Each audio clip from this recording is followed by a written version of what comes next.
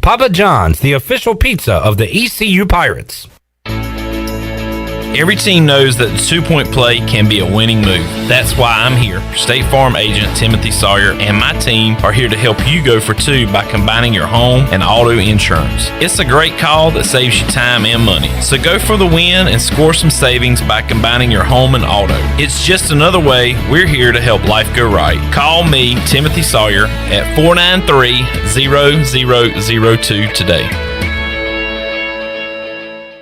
This tax season, get more in return during Bostic Sugg Furniture's Tax Mania. Update your home for less with savings of 15% off throughout the store. Living room, dining room, and bedroom furniture at savings of 15% off. Save up to 70% off clearance items or get 48 months special financing. Now's the time to get a better night's sleep on a Scott Living or Restonic mattress and enjoy 48 months special financing. Your tax dollars go farther during Tax Mania, now at Bostic Sugg Furniture. This is Pirate Radio, WGHB Farmville, 1250 and 92.7 FM Greenville, WDLX Washington, 930 and 104.1 FM Washington. The following is an exclusive presentation of Pirate Radio, the voice of the pirate nation. Welcome to Pirate Radio Live. You can paint this with purple. Now live from the Pirate Radio studios in the heart of the Pirate Nation, here is your host, Clip Brock. Hello and welcome to Pirate Radio Live on a Thursday. Clip Brock here with you inside the Pirate Radio studios and coming to you on Pirate Radio 92.7 FM in Greenville, 104.1 in Washington. We are on 1250 at 930. You can find us online at pr927fm.com, streaming there. And you can watch the show on Facebook Live and YouTube Live. Subscribe to Pirate Radio TV.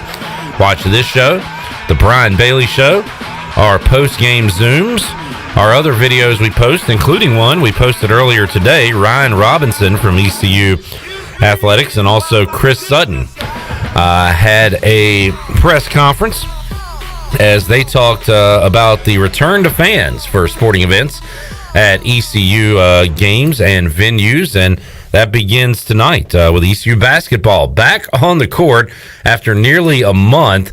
They'll be playing UCF tonight, late night, 9 o'clock tip-off in Minges Coliseum. We'll talk a lot about that one throughout these 3 hours on Pirate Radio Live, and we'll hear from Ryan Robinson coming up in just a little bit, what he had to say earlier today.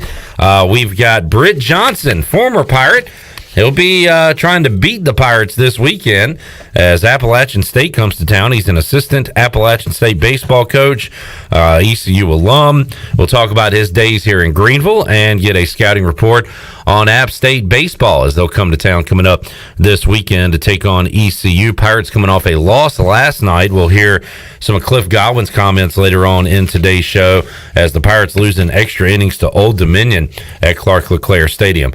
We have a wall-to-wall college basketball day and more of these days coming, a lot more of these days coming as we get into the conference tournaments, the end of the regular season for a lot of teams. We'll talk about it all with the big man on campus, Jeff Nadu. Ton of basketball to talk about, including his thoughts on ECU returning to the court against UCF tonight. Stephen Igoe hoists the colors, joins us at 4 o'clock. He was at Clark LeClaire for the 4+ hours last night. We'll get his thoughts on what happened last night and look ahead to tonight and this weekend when it comes to ECU Athletics. And Troy D is here in the 5 o'clock hour of today's show, and we'll have a fun hour 3 for you, make you a winner as we'll open up the booty bag. All right, Shirley Rhodes is here. The big dog Glenn Griffin is here today. Was Chandler doing big boy work? Is our big boy all grown up doing work on the streets? He's out with Troy D right now. All right. So good luck. Good luck to the dynamic duo there. Yeah. I was over at Ryan Robinson's thing earlier. That you were. You mentioned that, and he kind of cleared the air about what you can and can't do.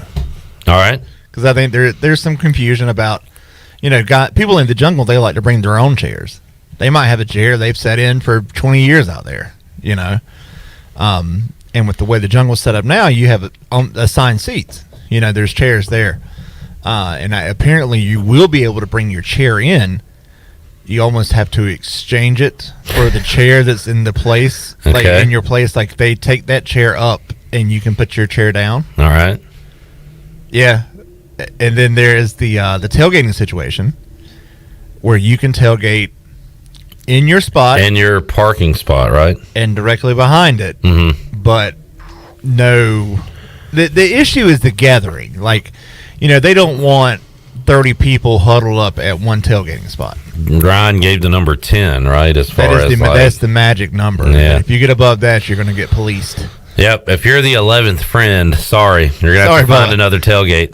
Can you imagine that? You got to kick. Hey! I'm sorry, guy, but you gotta kick rocks. So here's what you got to do before you head out to Clark Claire this weekend.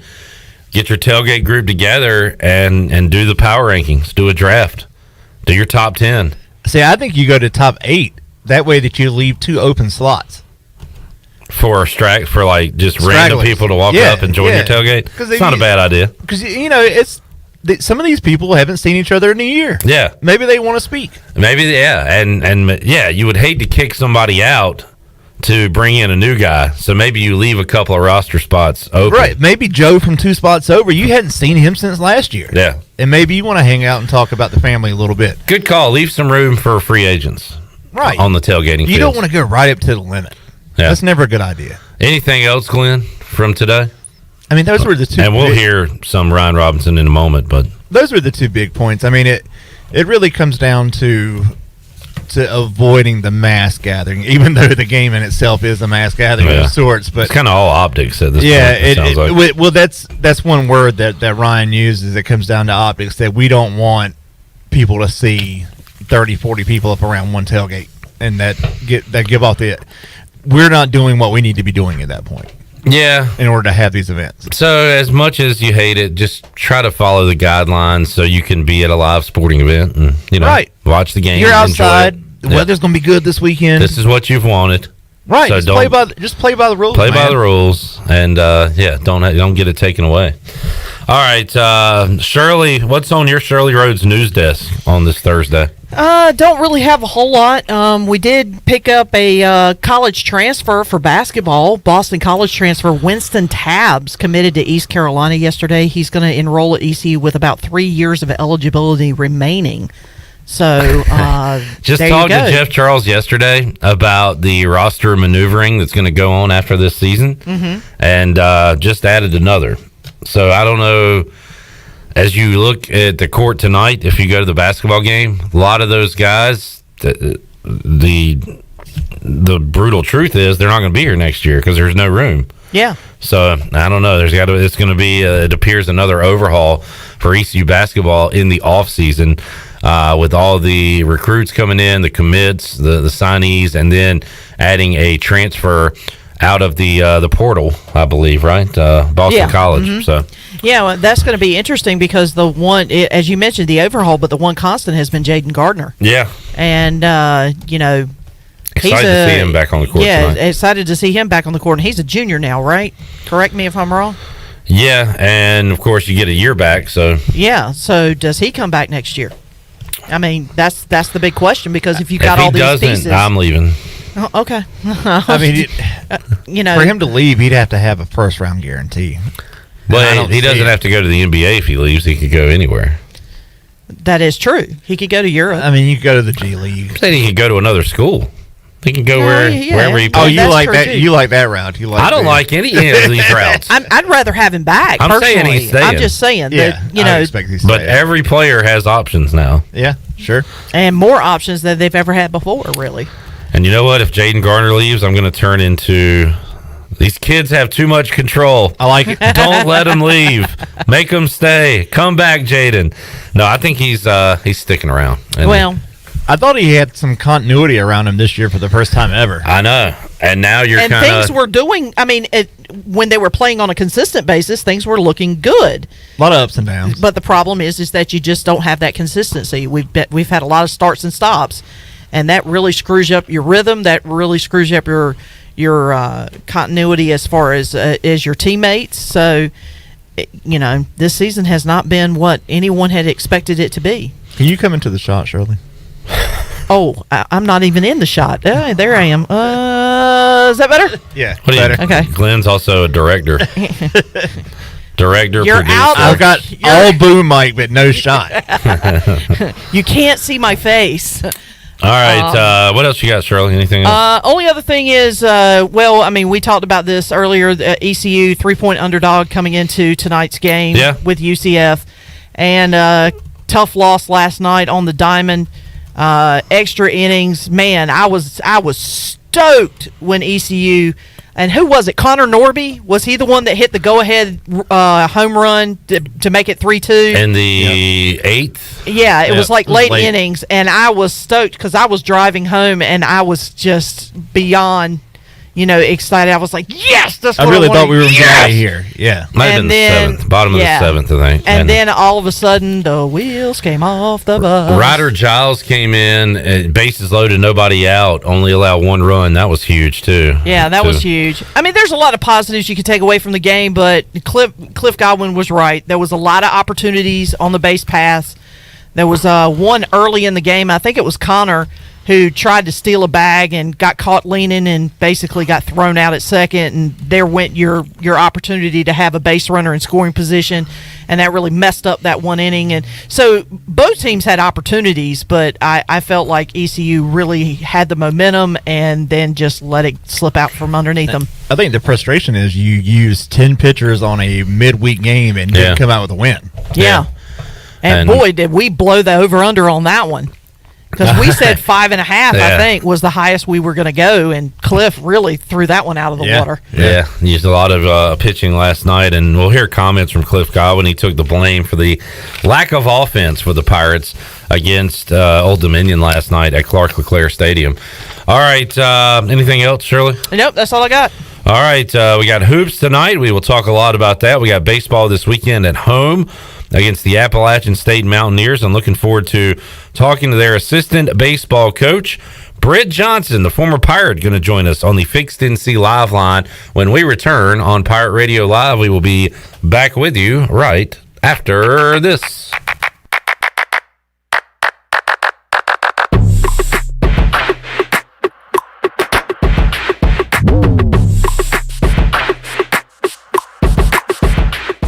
Introducing Tommy Club, the best car wash value anywhere. Starting at just $19.99 a month, you can wash your car as often as you like, and also take advantage of our express lanes exclusively for Tommy Club members. You can enjoy a gentle belt conveyor ride to a spot-free shine faster and as often as you like when you're a member of Tommy Club. Plus, our vacuums and mat washers are always free. We're Tommy's Express. Tommy's Express Wash, now open on the corner of Greenville Boulevard and Red Banks Road in Greenville. My whole business just went up in flames, but my agent was there before the fire was out. We started a plan. I've got 25 employees who could be out of a job if we didn't get this place running again. My independent agent and auto owner's insurance, they made sure we didn't skip a beat. I mean, we didn't miss a single payroll. That's incredible. For whatever lies ahead, we're always there. This is Norm Bryant with Town Insurance in Greenville. Call me today at 756-8300. Go Pirates. University PC Care has been the Pirate Nation's go-to IT expert since 2006. Unfortunately, many organizations today simply react to IT issues after the damage is done. This is known as the break-fix cycle in the tech service industry. University PC Care's Business Services Division has a better way, a proactive solution called BizCare. What's at your office? Call William at University PC Care today to schedule your free BizCare consultation or learn more at universitypccare.com. BMS Builders is your premier custom builder in Eastern North Carolina. With Blackwood and Mills Creek in Greenville, Dalton's Cove in Farmville, and Belmar in Ayden, these are just a few of the developments featuring BMS Builders homes. They can build the home of your dreams. Just ask Dr. Dennis Ross in Greenville or East Carolina football coach Mike Houston. They built their homes, and they can build yours as well. BMS Builders. Give them a call at 916-1578 for BMS Builders. They say nothing in life is free. Well, we're here to tell you they're wrong. Because when you switch to US Cellular, you can get the Samsung Galaxy S21 5G for free with no hidden requirements. That's right, the Samsung Galaxy S21 5G has launched and you can get it for free with no hidden requirements. US Cellular. Terms and conditions apply. See store or uscellular.com for details. Does the idea of going to your local U.S. Cellular store make you feel a bit uncomfortable? Tired of the hassle of waiting and wearing a mask? Let Toby Williams and his outside sales team take away that worry. They will come right to your home or office and drop your phone off on the porch or at the front desk for you. Saving you time and worry is what the team at Cellular Warehouse is all about. Call Toby today at 252-799-7051 and let them help you with all of your wireless needs. Cellular Warehouse, your local U.S. Cellular authorized agent. Wait up. Papa John's has a new stuffed crust? Oh, we did it. All our tweets, DMs, and carrier pigeons worked! This ain't just stuffed crust. This is Papa John's crust. Stuffed. Hey, Pirate fans, order the new Epic Stuffed Crust One-Topping Pizza for only $12. The new Epic Stuffed Crust Pizza is the MVP move for game day or any day. Place your order online at papajohns.com and sign up for Papa Rewards. Papa John's, the official pizza of the ECU Pirates. In a world of fake profiles, fake tans, and fake flavors, naturally flavored Michelob Ultra Organic Seltzer strives for realness. It's USDA certified organic, with no sugar or carbs, and only 80 calories. So the only thing touching your taste buds is organic, refreshing, and delicious. Michelob Ultra Organic Seltzer, as real as it tastes. Enjoy responsibly, not a low-calorie food. Anheuser-Busch Michelob Ultra Organic Seltzer, IRC Beer, St. Louis, Missouri, 63118. Hi, this is Phil Steele of Phil Steele's College Football Preview Magazine, and you're listening to Pirate Radio, the voice of Pirate Nation.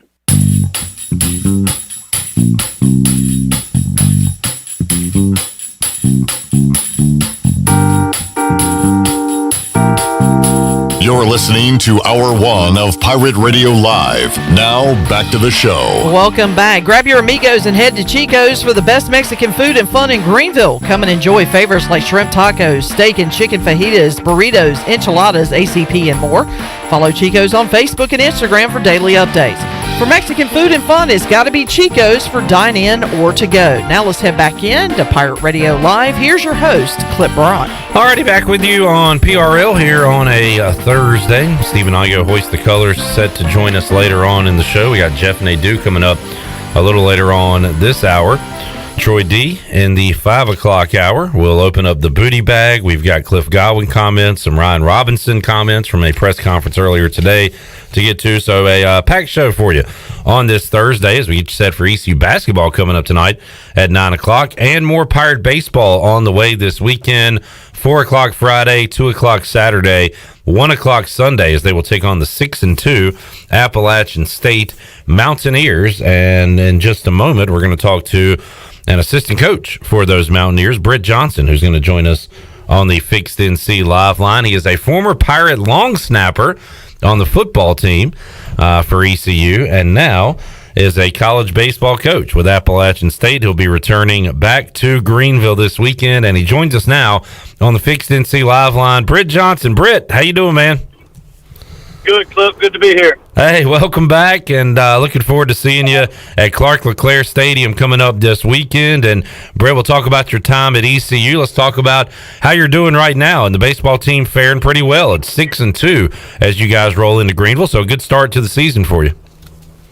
Yeah, we've had a pretty good start. We've played well. We got walked off one time, and then one time we just flat got beat. I think it's kind of a carryover from last season. We were able to start 11-6, and it was our, I kind of consider it our third year at App, even though it was actually our fourth year. Our first year we didn't have any recruits, and kind of starting to turn the program around a little bit, learn how to win. Wish we could have finished last year to kind of see how things would have gone, because things were going well, and we have a pretty veteran team right now and a lot of guys that are learning how to win, and excited to get in this weekend and really get a big test, get the top 20 team in the country on the road. Brett, give us a little scouting report. We'll start with the bats, and you guys have scored, 9, 6, 7, 14. You guys have been putting up some runs this year. Who are some guys in the lineup to watch out for Pirate fans this weekend? Obviously most of the time your lineup is heavy at the top. Our leadoff batter, Andrew Terrell, actually considered redshirting him last year, and in the middle of a game, we went to him and said, "Hey man, we need to play you. Do you want a redshirt still?" And he said, "No, I'm ready to play." And he's really improved, and he's going to be dynamic if he can get on base, really, really fast. not the most power in the world, but when he gets on, we've got a chance to steal at any time. Scored 4 runs the other night. Actually started pitching in that game as well. We do have a couple of guys in two-way. Luke Drumheller hits in our 2-hole, and Luke's been a really consistent hitter for us. This is his 3rd year, obviously, with a shortened COVID season. He was a freshman All-American his first year at App, and last season was hitting over 300 when things were shortened. And right now, I think he's around in the 344 or something right now, and really swinging it well. And then Philip Cole. Philip Cole's our 3-hole hitter, right fielder, and he's been really good this year. Driving in a lot of runs, has some power potential, and those 3 guys have been pretty special at the top of our lineup, getting on base and also driving in runs and finding a way to get around the score. Britt Johnson joining us, assistant baseball coach at App State. And Britt, it is a beautiful day here in Eastern North Carolina. We're talking about your record, batting averages. We're talking like it's just a normal baseball season. It's been anything but normal, of course, the last year or so. But how about the feeling now, Britt, as you get some games under your belt and you start to get into kind of the meat of your season, you get into conference play coming up here down the road. Does it start to feel a little more normal for you the further you get into it? It does. Obviously, this fall was very, very challenging, and the spring's been challenging too. Every Monday and Wednesday, you're holding your breath, just praying that there's no positives. Yeah.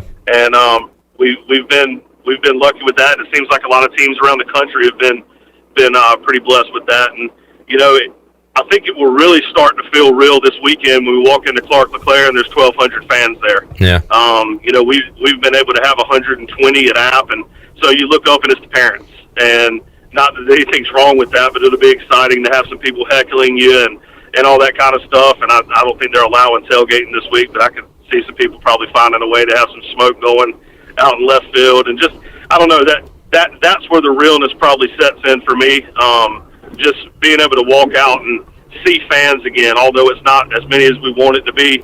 We're moving in the right direction. But yes, it's most definitely starting to feel real because we're just continuing to do it week after week, and we're actually starting to get into a rhythm of what we're doing. We haven't been able to have a rhythm since last March 11th. Yeah, well said. Talking to Britt Johnson on the Fixed NC Live line before we kind of move on and talk more about you, Britt, and your time at ECU. Give us a look at the pitchers that ECU will be facing this week. Who are the guys to watch? What arms should we watch out for this weekend? Well, our Friday night guy, obviously a lot of times at Friday night you put your best guy out there trying to set the tone for the weekend. And it'll be Tyler Tuthill, kid out of Clayton, North Carolina, who has pitched extremely well for us the first 2 weeks. I think he gave up 1 run, and it was cashed in out of the bullpen, actually. Game 1 of the year and a 4-1 win over Winthrop. And last week, I think he gave up 3 hits, and he gave up 2 runs, and one of those is off of a 2-run home run. So he's pitched extremely well. A kid that was recruited a little bit by East Carolina, so I know he's excited about this weekend. And our Saturday guy will be Quentin Martinez, a left-hander out of Florida. So you'll see 2 left-handers to start the weekend that have been pretty good for us. Sunday, we're still kind of in the TBA range, trying to figure out who that's going to be. We're going to be making a change on Sunday this week from what we've done the 2 previous weekends. And out of the bullpen, we've got a couple of guys that have pitched really well for us. One of them is Noah Hall. Noah is just kind of he's our guy that we go to. A lot of places, Cliff says this a lot for the ECU fans out there, we don't really have a closer. We put in our best arm in the situation when you need your best arm. Yeah. So if that means we're in the 6th inning with a man on first and second, no outs, we're going to Noah Hall. If that means he's got to get the last 3 outs of the game, we're going to Noah Hall. And then we've got a left-hander named Eli Ellington who came in from a junior college in Florida this year, actually from Charlotte, who has pitched extremely well for us out of the pen. And those 2 guys are 2 guys that you'll see multiple times this weekend, especially if the games are tight. Britt, how much has it changed, since you were a player and growing up playing baseball to what it is today with all the technology, all the numbers, the stats, the analytics? How much have you had to yourself kind of learn how all that works and crunch all those numbers? And how much is that a part of the game and what you guys do at App State today? Well, it's very much part of what we do. And it is much different than when I played. All you would hear from parents and people in the stands were cliche hitting, see ball, hit ball, throw your hands at it. You don't ever hear that anymore. Yeah. The thing that's really cool about the analytics and the numbers is it can see things that the human eye can't. And it can show you the way your body's moving in a slow motion manner where the human eye just can't see that. And yes, we use it, but we don't use it as a teaching tool, I guess I would say. We use it as a tool to teach. So it's more, we do know the numbers, we do dive into the numbers, but we have not sold our soul to those numbers. If it's something that can help us, then we'll use it. But a lot of times it's hard to explain and get a kid to understand what you're trying to say just through numbers and math equations and all of that kind of stuff. But we've actually started a major on campus because of our baseball program. They bought us a TrackMan, all of that kind of stuff, and we send all our numbers off to those guys, and they break it down mathematically in their classroom day to day. And they've actually given us some feedback through numbers because we're not smart enough to look at it either. Right. We've learned, but we don't know what those guys know, and they've been able to look at stuff and say, Coach, you've got this pitcher. If he's releasing the ball between 5'9" and 6'3", he throws 68% strikes. But if he's below 5'9" and above 6'3", he throws 41% strikes. And all of a sudden, we can go in and start trying to repeat that arm stroke, say, for a pitcher. And like I said, the human eye can't see it. And those computers can say, hey, this is where it is. And then he starts to get feel. And that's more of where it's helped us. That major has actually done a really good job, our sports analytic major, of being able to give us feedback. And they actually come and track a lot of our stuff and track our games. We have a team that does that. And they give us a lot of the feedback, and we decide whether we want to use it or not. Wow, that's pretty interesting. Talking to Britt Johnson on the Fixed NC Live Line, assistant baseball coach at Appalachian State. You got a baseball background, obviously, Britt, but also a football background. And let me bring in Chandler, our producer. Chandler, what's the most important position for a football team? The long snapper, baby. That is correct. Spoken like a true long snapper. Britt, let's talk about your days at ECU as part of the East Carolina football team. And first of all, when you're playing football, did you know or want to have a career in baseball? Was that in your mind back then, or how did that all come about? Obviously, just been an athletic mind my whole life.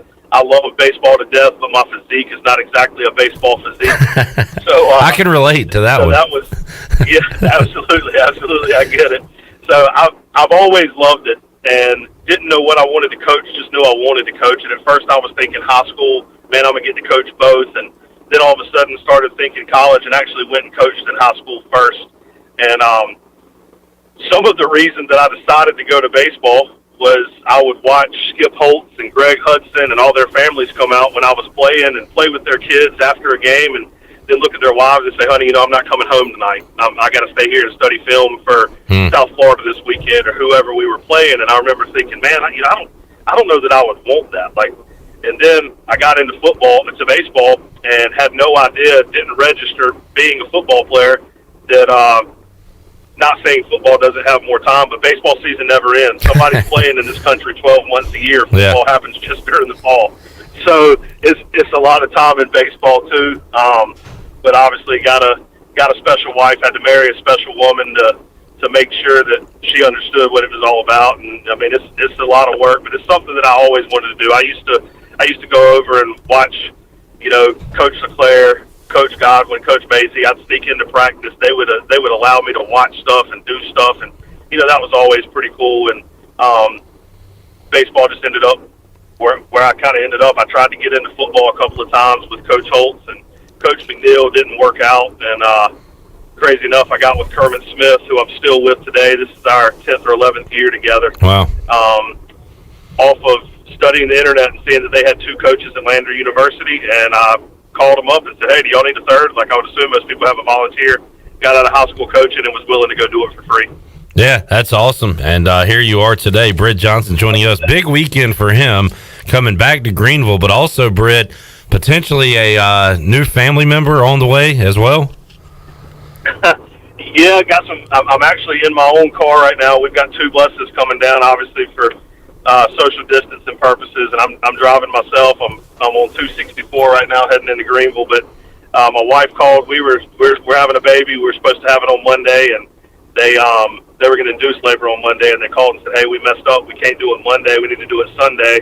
And she was destroyed. Like I said, you got to have a special wife in this business. Yeah. And she actually went to a doctor appointment today and basically looked at him and said, "Look, my husband's coaching baseball. He's coaching baseball at a place that's very important to him. We've got to figure this out."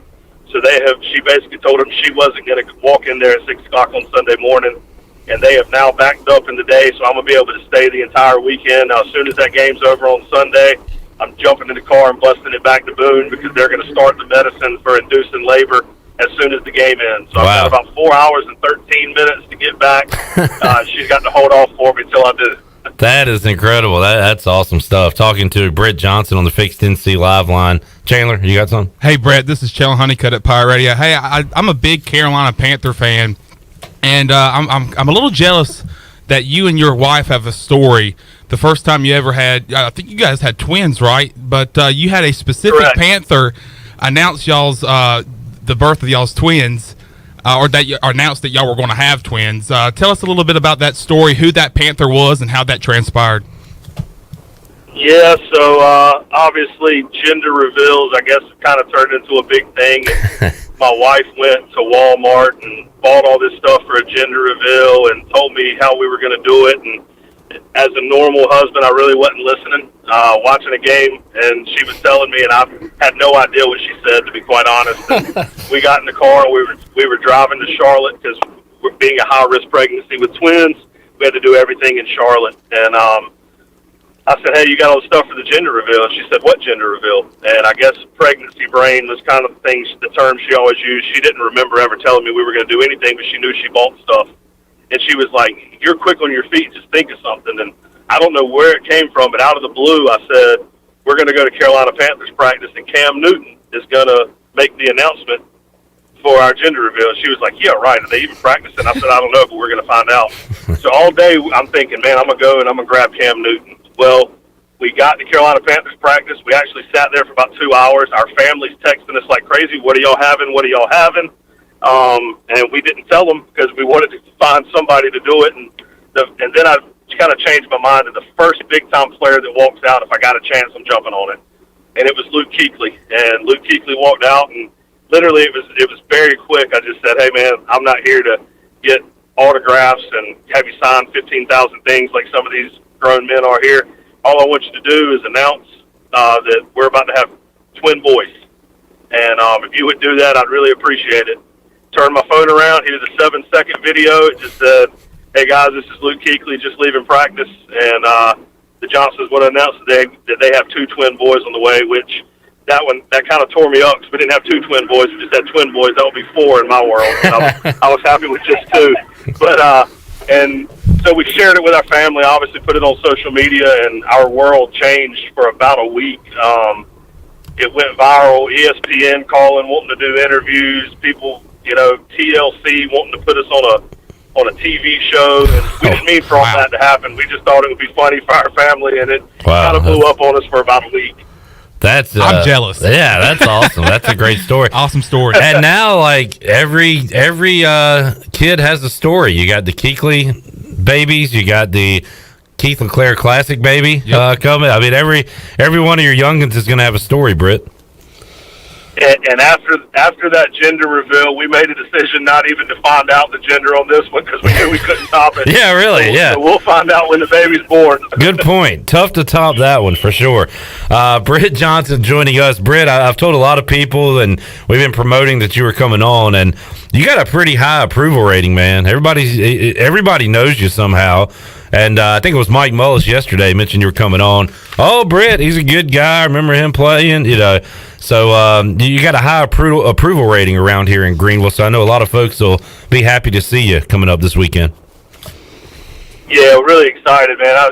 Obviously love East Carolina, love Greenville, love the people there. I guess a lot of people know me because for years and years of my life, all I did was go to ECU games.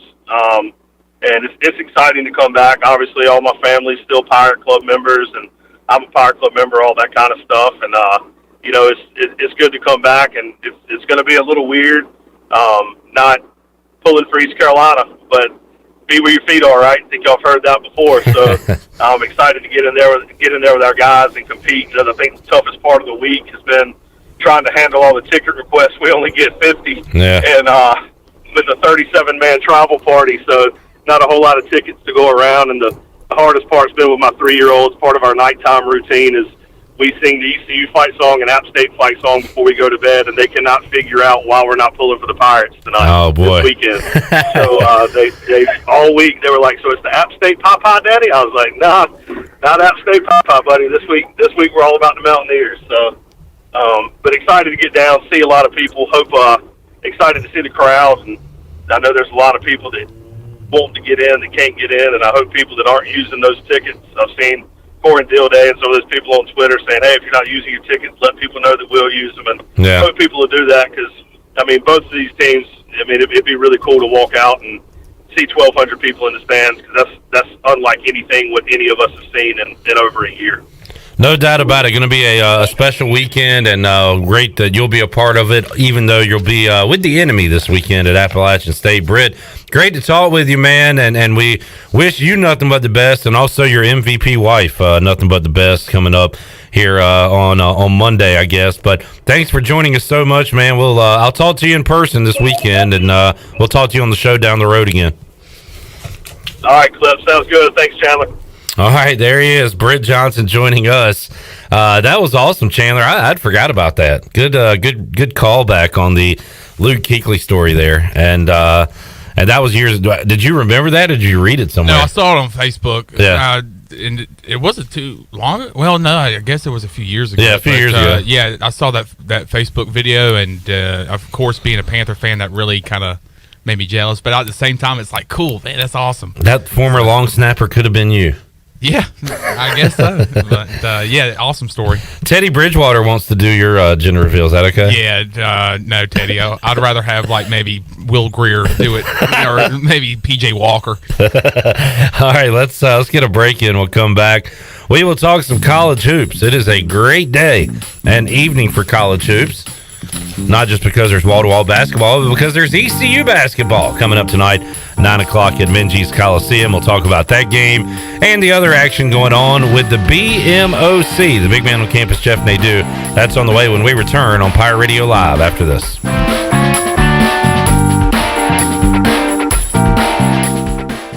You've worked hard to start your business and are working even harder to make it successful. That's when it's most important to have a community bank and a local banker in your corner. This is Eric Clark from Select Bank and Trust. Our team of local bankers care about you, our customer, and the communities in which we all live and serve together. As the business and economic conditions of 2020 threw you many curveballs, our team at Select Bank and Trust remains steadfast in being responsive to your ever-changing needs. In 2021, choose Select Bank and Trust. Bank local, bank select, member FDIC.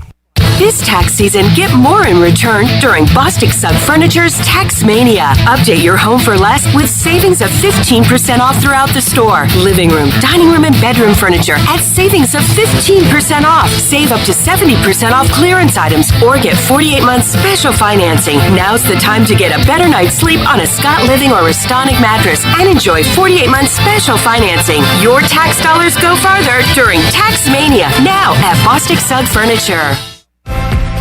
Let us help you get back to business. This is Donald Stocks and Justin Judge of PIP of Eastern North Carolina. We're ready to assist your business with branded PPE. Would you like face masks with your logo? We can do that. Plus custom social distancing signage. Now is the time to ramp up your marketing efforts. Whether it's cutting edge, contactless, touchless marketing, or traditional direct mail, we can do it all. We are PIP of Eastern North Carolina. We're midway through bath time, and 2 medium, 2-topping Domino's pizzas for $5.99 each have begun their drive to the Smith's front door. That's a GPS-enabled custom delivery alert, folks. The newest improvement to the Domino's tracker, saying Domino's will be there in 2 minutes. They're calling it audible. Bath time's now rinse time. They've got 1 kid dry, 2 kids dry. The pizzas are here. They made it to the door. The kids are clean enough. The new Domino's tracker with GPS worked again. 2-item minimum. Pan pizza will be extra. Ask for this limited time offer. Prices, participation, delivery area, and charges may vary. Your future is yours to create, and with the leadership development of Army ROTC, you're capable of taking command of it. Even in the midst of a pandemic, enrolling in Army ROTC prepares you to thrive as a full-time college student. Our specialized elective courses will equip you with the skills necessary to succeed in life, all while earning money for education. A strong future takes a strong force. Find out how to lead at goarmy.com/ECU. To learn more, contact Dale Anderson at 252-622-5346 or Anderson DAL@ecu.edu. Hey, Eastern North Carolina, this is Miles Minges. And this is Landon Minges with Minges Bottling Group. We are proud to announce that Pepsi is once again the official soft drink of the ECU Pirates. That's right, Miles. Our family's purple and gold roots run deep. From founding members of the Pirate Club, alumni, and even a team physician, our support over the last 60 years has never wavered. We are Pirates. We're excited to be back at ECU and are honored to serve our great customers throughout Eastern North Carolina. Not only is this the birthplace of Pepsi-Cola, this is our home.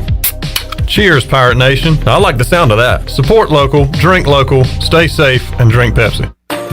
Did you know time spent outdoors can help improve your children's health and bring balance to their life? The Outdoor Heritage Advisory Council invites you to join the Patch program. This program is for any child under the age of 16 and includes activities like fishing, hunting, and hiking. These are just one of the many ways you can earn the exclusive patches from the Outdoor Heritage Council. For more information on how to sign up and get your adventure started, visit outdoorheritage.nc.gov.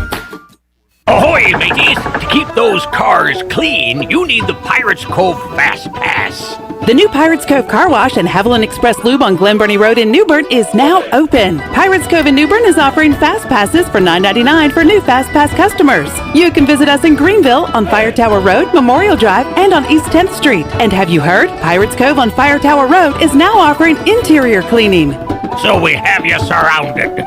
Pirates Cove, the official car wash partner of ECU Athletics. This is Mike Houston, head football coach at East Carolina University, and you're listening to Pirate Radio, the voice of the Pirate Nation.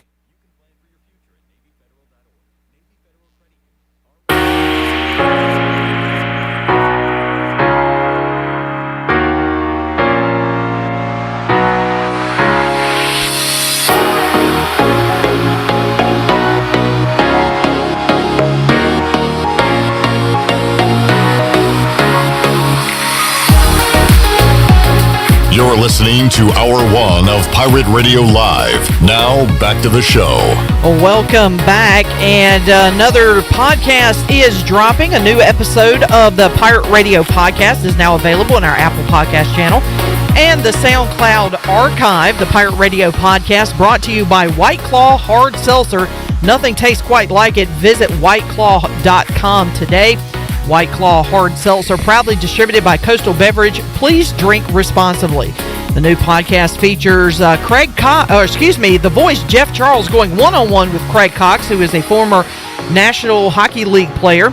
You can listen to the podcast now by visiting our podcast channel and subscribing to the channel, or you can tune in coming up tonight at 6 o'clock on 92.7 FM in Greenville, 104.1 FM in Washington, and PR927FM.com. Now let's head back in to Pirate Radio Live. Here's your host, Clip Braun. I played a clip from that interview on the show yesterday where Cox talked about the art of fighting on the ice.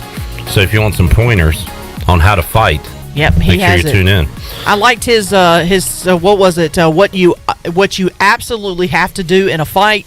And he said, hit the other guy a lot harder than he hits you. Yeah, that's one of the keys, I would say. I would say that's very solid advice. We talked to Brit Johnson a moment ago, former ECU long snapper, now the assistant baseball coach at Appalachian State. And Chandler brought up the story of Luke Kuechly announcing the gender reveal of Johnson and his wife's twins years ago.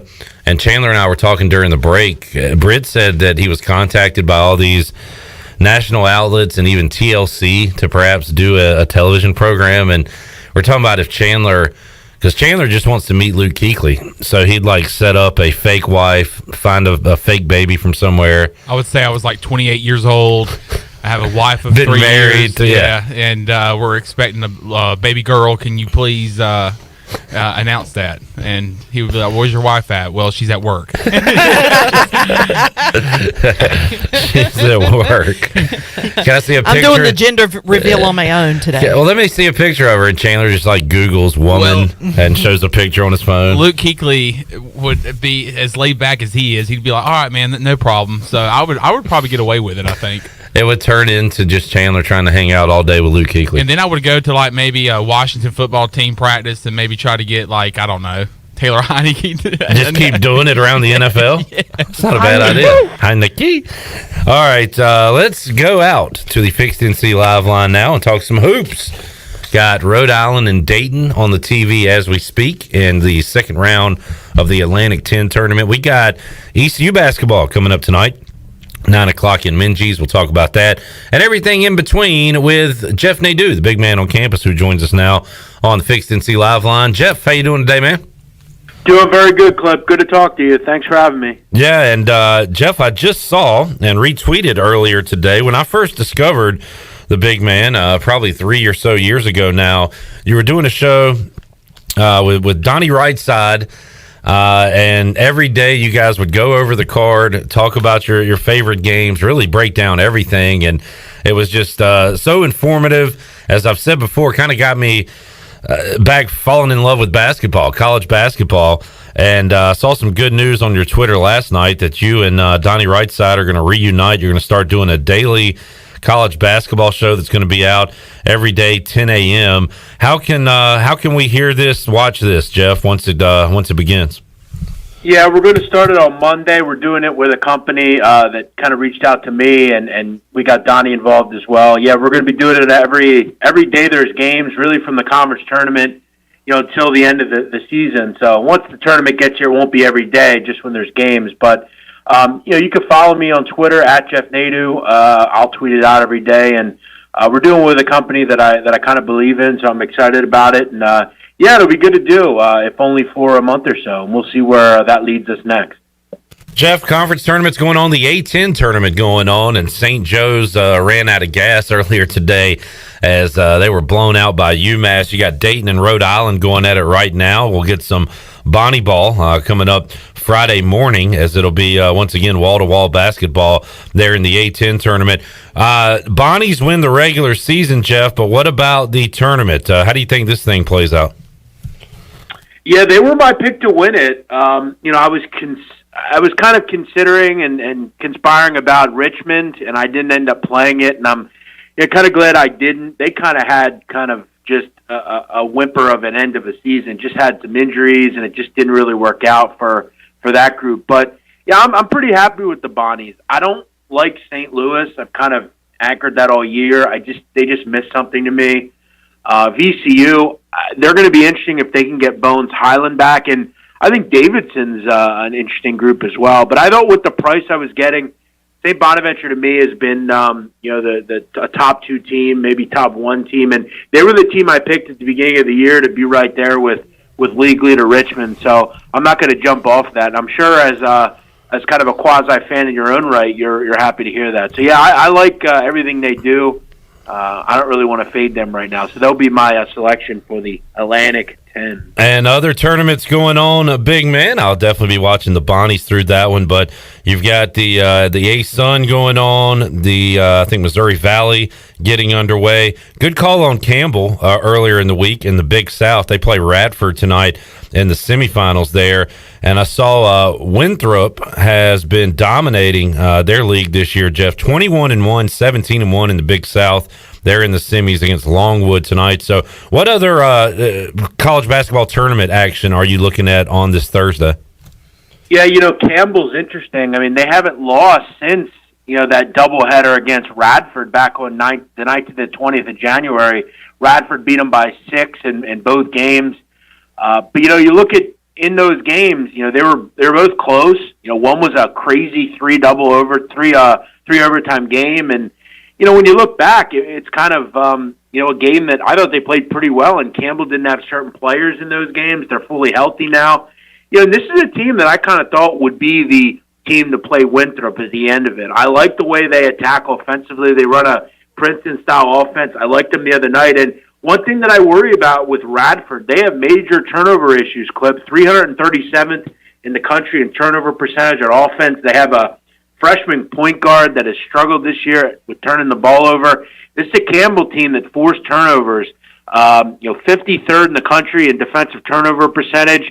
They're very good at non-steal turnover percentage, so they get you to make a ton of mistakes, and very good three-point defense. So I'm kind of liking Campbell a little bit tonight if I had to play a game. But, I didn't love this card. One other one that I like is already underway. I like Dayton a little bit. But, I actually, I can always talk about any game. But, the Missouri Valley is interesting. I thought Missouri State had a little value in that tournament final as far as who's going to win it. They played well against Drake. Drake without two players right now. So they have interest to me. But I'm kind of looking all over the place today, not just tournament action. Yeah, and it seems like every night you look up, there's some good games going on in the Big 12. And you had that great game, Baylor, West Virginia, the other day. Both of those teams coming up in action. Jeff, and I don't know injury report or anything, but I thought the Baylor line was a tad high. I mean, 12-point favorites against Oklahoma State. The Cowboys have been playing very well, knocking off Oklahoma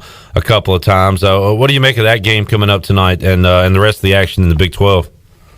Yeah, it seems like Baylor, this line's kind of telling you something. It seems like Baylor may have, figured it out again after the COVID pause. I don't love them long term, but I do think in this game, I think the public's just fallen in love too much with Oklahoma State. Yeah. It could be warranted, but there's a reason this number is where it is. Keep in mind the first time these two teams played, Kay Cunningham did not play, but Baylor shot the ball really well. They kind of controlled it throughout. They were up 18 with 2 minutes to go. So when I look at this game, I feel like the numbers are kind of telling you something. Baylor kind of pulled away with about 10 minutes to go. I think they kind of do that here today. If I can get 11.5, I have some interest here in Baylor a little bit. Jeff, I'll be checking out my first live college basketball game of the season. I'll actually be on the PA duties tonight at Minges Coliseum as ECU takes on UCF, and the Knights coming off a win earlier this week, 2 nights ago against Tulsa. You don't know what to expect when a team has a 24-day layoff, Jeff, like the Pirates have. They're going to be down a few players. The line is only 3 in the Knights' favor. And again, just so tough to kind of handicap what it's going to look like when a team hadn't played in forever. But any thoughts on ECU and UCF coming up tonight, 9 o'clock? Yeah, it's been a rough season for Joe Dooley. I mean, a great season at times with some big wins, obviously the Houston win. But, for large parts, it's been a mess. I mean, a lot of pauses, as you said, coming off almost a complete month pause. And I've run through some analytics clip with teams that are on 3-week or longer pauses, and the numbers are not good for those teams coming back. I don't need to tell you that. I'm sure you are probably well aware and assume that's how it will be. Not exactly a team I want to play right now either. I mean, UCF's playing some really good basketball. I think they've won 5 of 7 overall.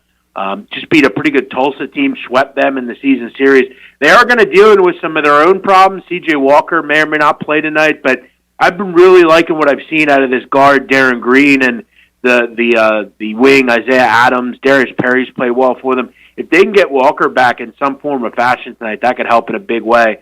I guess we have to wait and see. Coming off COVID pauses, I've had no real interest in getting involved in these games just because I don't know who's going to play.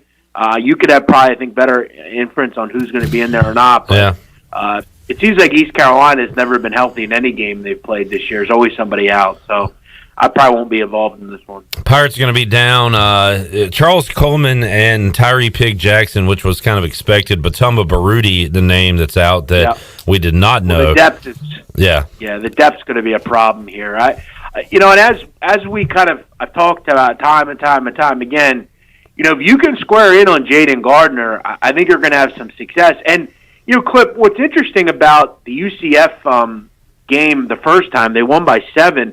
You look at Walker in that game. He had 7 points. He was the difference in the game. But with the issues for ECU, I think Johnny Dawkins is a good enough defensive coach. I think you key in on Gardner and try to make somebody else beat you. That's not exactly a recipe for success, I think, if you're ECU. Other action going on, and man, it is a packed card tonight. You got some Pac-12 regular season, some Big Ten regular season, Michigan back at it coming off a loss, and also West Coast Conference tournament beginning late night tonight. So, Jeff, anything we haven't hit on that you like coming up this evening? Yeah, I was close. I didn't go crazy on this. It's not like a premium selection or anything, but I've been betting a lot of Bellarmine this year, down in the Atlantic Sun. It's important to talk about, Clip.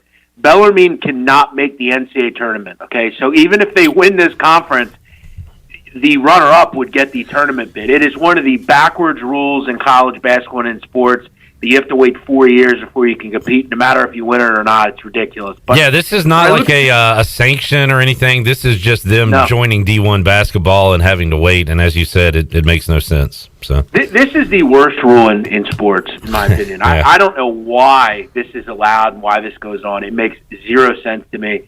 But Bellarmine is playing every game like it's a Super Bowl. And you're getting a Stetson team you already beat twice this year. Once by 5 and then one by 11. If you can't stop anyone defensively, you're not going to have a lot of success against Bellarmine. The action they run is just so great and so good offensively. Stetson not really a good defensive team, and they struggle to score the basketball. And what Bellarmine's going to do is they're just going to kind of pack you in and let you shoot it. Not really something that Stetson do at a real high level. They've shot the ball pretty well at times, but I don't trust them long-term to do it. I lean Bellarmine. I don't love it, but it was one that had interest down in the Atlantic Sun. I think Lipscomb Clip at 8-1's got some real value. Already beat Bellarmine twice this year. Don't be surprised if Lipscomb's in the championship game with a shot at 8-1.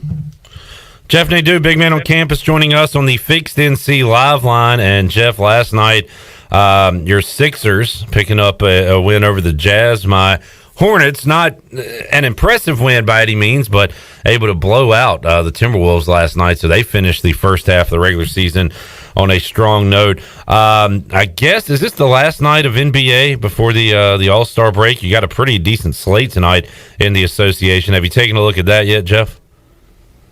I haven't, but it is the last night before the break. And, look, I'm glad the NBA is doing at least something. It's kind of not a real year without some kind of all-star game of some sort, and it's nice to see that they're doing it. I have not looked deep into this card.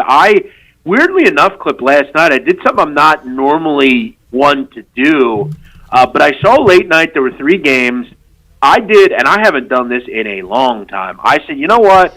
I'll put a little parlay in. I don't do parlays very often, but I saw 2 unders, and then I liked the Kings on the money line. I didn't want to lay any points, but I played them on the money line. I grabbed that Thunder under and the Blazer under. Wouldn't you know it? I came in and won, so I got the job done. So good deal. Weirdly enough, I'll have something, I'm sure, on this card. I think the Wizards present a little value tonight. Clippers, as we know, very public side. You look at 84% of the bets coming in on the LA Clippers. Wizards, sneaky, good team, solid group at home. Only getting about 16% of the bets. This one kind of jumps out at you a little bit. Clippers could be a little bit foreshadowing, getting ready for the end of the season. A long road trip before the All-Star break, last game on the road. Wizards, maybe, sneaky spot.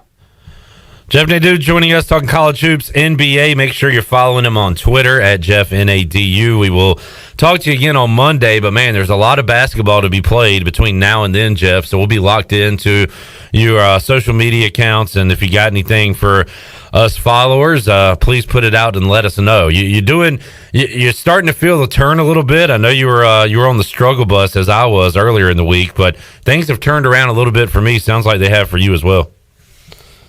Yeah, I'm feeling pretty good. I mean, obviously every day is a game-to-game situation. You just want to worry about the day at hand. Yeah, I have 4-1 last 5, so starting to find the way a little bit. Had a Wichita State banger last night against Tulane, so we're in play right now with some other stuff. So yeah, just kind of just getting through the peaks and valleys. That's the difference in this business. A month or so we won't have any more basketball from a college level. So it's all about looking ahead, getting ready for baseball, and we're going to have a pretty, I think, normal summer, Clip, knock on wood. So, yeah. I'm excited down the road. I saw, we got football in, 4 or 5 months, so a lot to be excited about. I think finally, Clip, too, I've talked about moving for a long time. I'm actually, I'm thinking I'm going to make the move now down to the shore, so I'm going to be down there in Atlantic City, I think, full-time coming up. So I'm looking forward to the next couple of months, and, we'll have basketball along the way. Sounds good. Jeff Nadu joining us. Jeff, always enjoyed the chat, man. Appreciate you joining us. We'll talk to you again on Monday. Thank you, Clip. Look forward to it. The BMOC, Jeff Nadu joining us. His time to shine as March Madness is approaching. The mini madness going on right now as Rhode Island and Dayton playing a pretty good one on NBC Sports Network. Keeping an eye on that and everything else going on in the world of college basketball. Pirates and Knights going at it tonight, 9 o'clock at Minges Coliseum. Let's take a time out. We will dive into hour number 2. We might be talking to Stephen Igoe. He's got something going on. Somebody was going to... I don't understand what he's trying to tell me. Somebody's picking up something at his house. They gave him a time window between 1 and 5. He just told me they're on the way. So he's going to give me the all clear when we can call him. So we're on Igoe's time, apparently, today on Pirate Radio Live. But we got a lot to get to, including Cliff Godwin's comments after last night's ECU baseball loss to Old Dominion. We'll talk about that. Got some Joe Dooley comments as well from a Zoom yesterday. So we'll talk hoops, baseball, and more. Hour 2 of Pirate Radio Live on the way after this.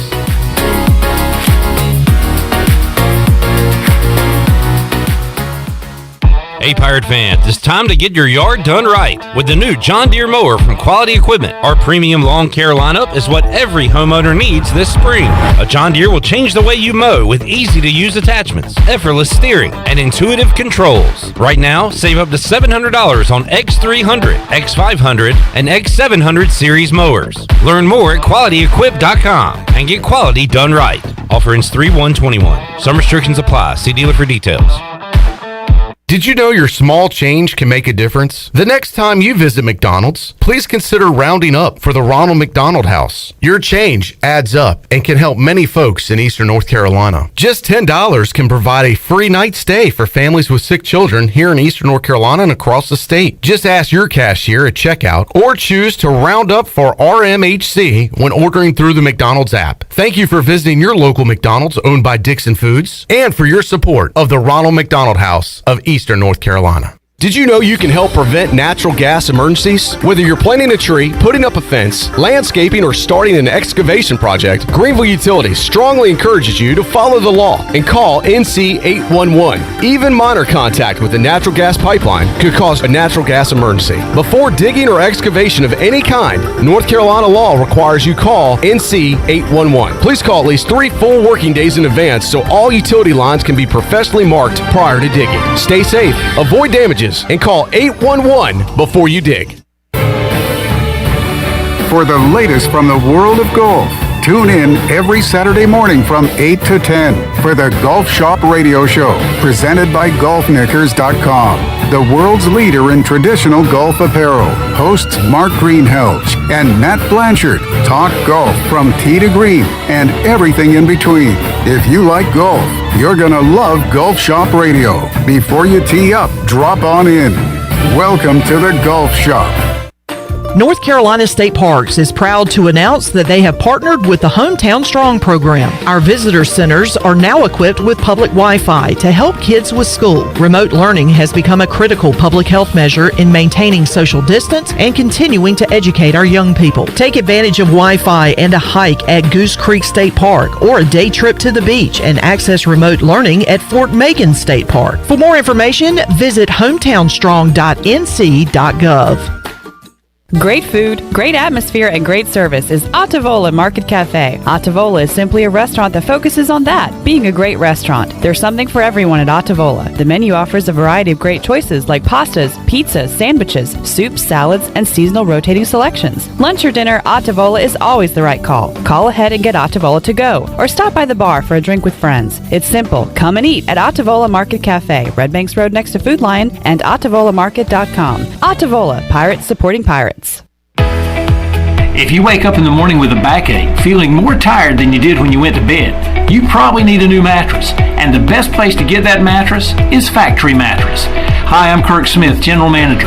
For more than 40 years, Factory Mattress has been Greenville and Wilson's local mattress dealer. We guarantee the lowest price on the area's best selection with over 50 models to choose from.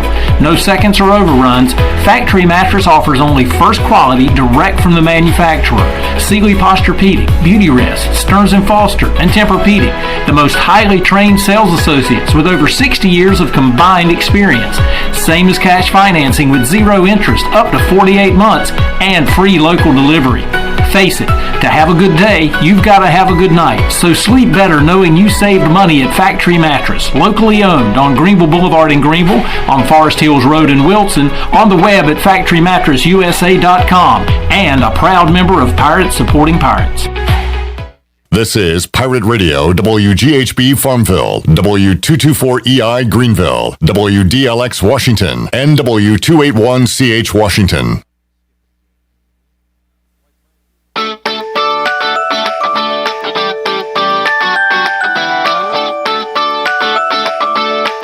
You're listening to Hour 2 of Pirate Radio Live. This hour is brought to you by University PC Care, your local tech support experts for all your business needs. Let University PC Care take care of it so you can take care of business. Visit universitypccare.com to learn more today. Now, back to the show. Welcome back. UBE has been an ECU tradition for over 50 years. Shop online anytime at pirateware.com. UBE has the biggest and best selection of ECU sportswear and accessories for Pirates of all ages. Every day is game day at UBE. Now let's head back into Pirate Radio Live. Here's your host, Clip Brock. Alrighty, Hour 2 of Pirate Radio Live, back with you here on a Thursday, a return to basketball Thursday. We'll talk about that. Coming up this hour, we will talk some Pirate baseball as well, and everything going on with ECU Athletics with Stephen Igoe from Hoist the Colors. He's set to join us here on the Fixed NC Live line in just a moment. Right now, Rhode Island and Dayton playing in the Atlantic 10 Conference Tournament, and Dayton has a 3-point lead in the first half. My Bonnies will be playing, I believe, 11 a.m. on Friday, so some morning basketball in the A10 tournament. Well, you got some late-night basketball, too. I just saw that the ECU women, their AAC tournament gets underway next week, and they're going to be playing in the Dickies Arena in Fort Worth, Texas. They're going to play Tuesday night at 10 o'clock. 10! They're the 6th seed. They're going to be taking on 3rd seeded Houston. All right, so we'll have some women's madness to follow coming up next week. All right, let's head out to the Fixed NC Live line now. Stephen Igoe joining us on the phone today. Steven, how you doing, man? Doing good, Clip. Sorry I could not be in studio. Had to take care of some donation stuff that was getting picked up from the house. You know, when any place comes to give you a window of when they're going to pick up or deliver something, it's always at the very last part of that window. Yep, and Igoe concocted some type of story to get out of coming in today, so whatever. Yeah, that was basically it. I didn't want to deal with any more railroad traffic. You know, that's just terrible driving around Greenville right now. So I didn't know that was this is partly on me, I guess, for not paying attention to signs, but last night leaving AJ's from trivia to head home, I was driving down Fire Tower and was just cruising along and then saw the barricade and had to bust a U-ey. And then I was like, all right, well, I'll go down my where I grew up, my old parents' road, Vernon White Road. That closed off as well and had to go all the way to downtown Winterville to get out to where I live. So, yeah, that's apparently, and I told my wife about it. She was like, yeah, that's been going on a while. She said, you didn't see Troy D's rant about it? And I said, no. I guess Troy has talked about it too. Maybe we'll ask him at 5 o'clock about it. But, yeah, just a PSA for those out there. Yeah, Troy's rant apparently has made the rounds because I also ran into the same issue. I went, I think, to pick up some food yesterday morning, tried to go down Fire Tower. Again, not paying attention to these signs because I think that's what men do. We just kind of drive and, we go our way, kind of oblivious to stuff. But ended up having to go around, about 4 or 5 different lights taking left, which everybody else was doing, so it took forever. Anyways, I got home and complained about it. My wife's like, yeah, Troy posted about it. So now I see Troy's rant from yesterday morning. Yeah. Apparently everybody read Troy's rant, and now they have the backstory about what's going on with the railroad situation. But, yeah, it's a huge pain in the neck. really hope they can figure it out, because otherwise you just keep driving laterally until you get to a fork in the road that does not have a railroad track. Yeah. Chandler, I would say it's more of a pain in the ass. What would you say? Pain in the ass. Thank you. And by the way, last week, Stephen Igoe calls into the show and calls me, Jim Rome, an ass. Well, guess what, buddy? You're the actual ass. Stephen, you've been on with Jim Rome. It was kind of funny, Igoe, that on Friday, Chandler and I are on this Rome kick, and I hadn't talked to you all day. You just text in Jim Rome is ass. Yeah, it was kind of weird. We were loving Rome. You hated Rome, and it turned into Jim Rome Friday on the show.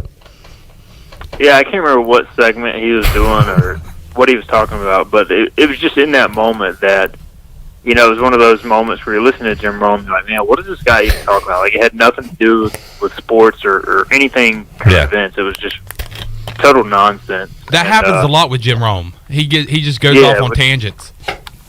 I guess that's his stick. So about railroads and stuff. Grandpa Joe from Willy Wonka. Anyway, but it wasn't great. Let's stick to sports, Stephen, and talk about your 4-hour and 42-minute affair last night at Clark LeClaire Stadium. I was going to push back sports trivia. We start at 7:30. I was like, okay, we can push it back a little bit. If folks are coming home from the game, starts at 4, should end around 7, 10 after 7 maybe. You get to AJ's in plenty of time. Good thing I wasn't waiting for the game to end, for trivia to begin. 4 hours, 42 minutes, 12 innings, and Old Dominion wins it over East Carolina.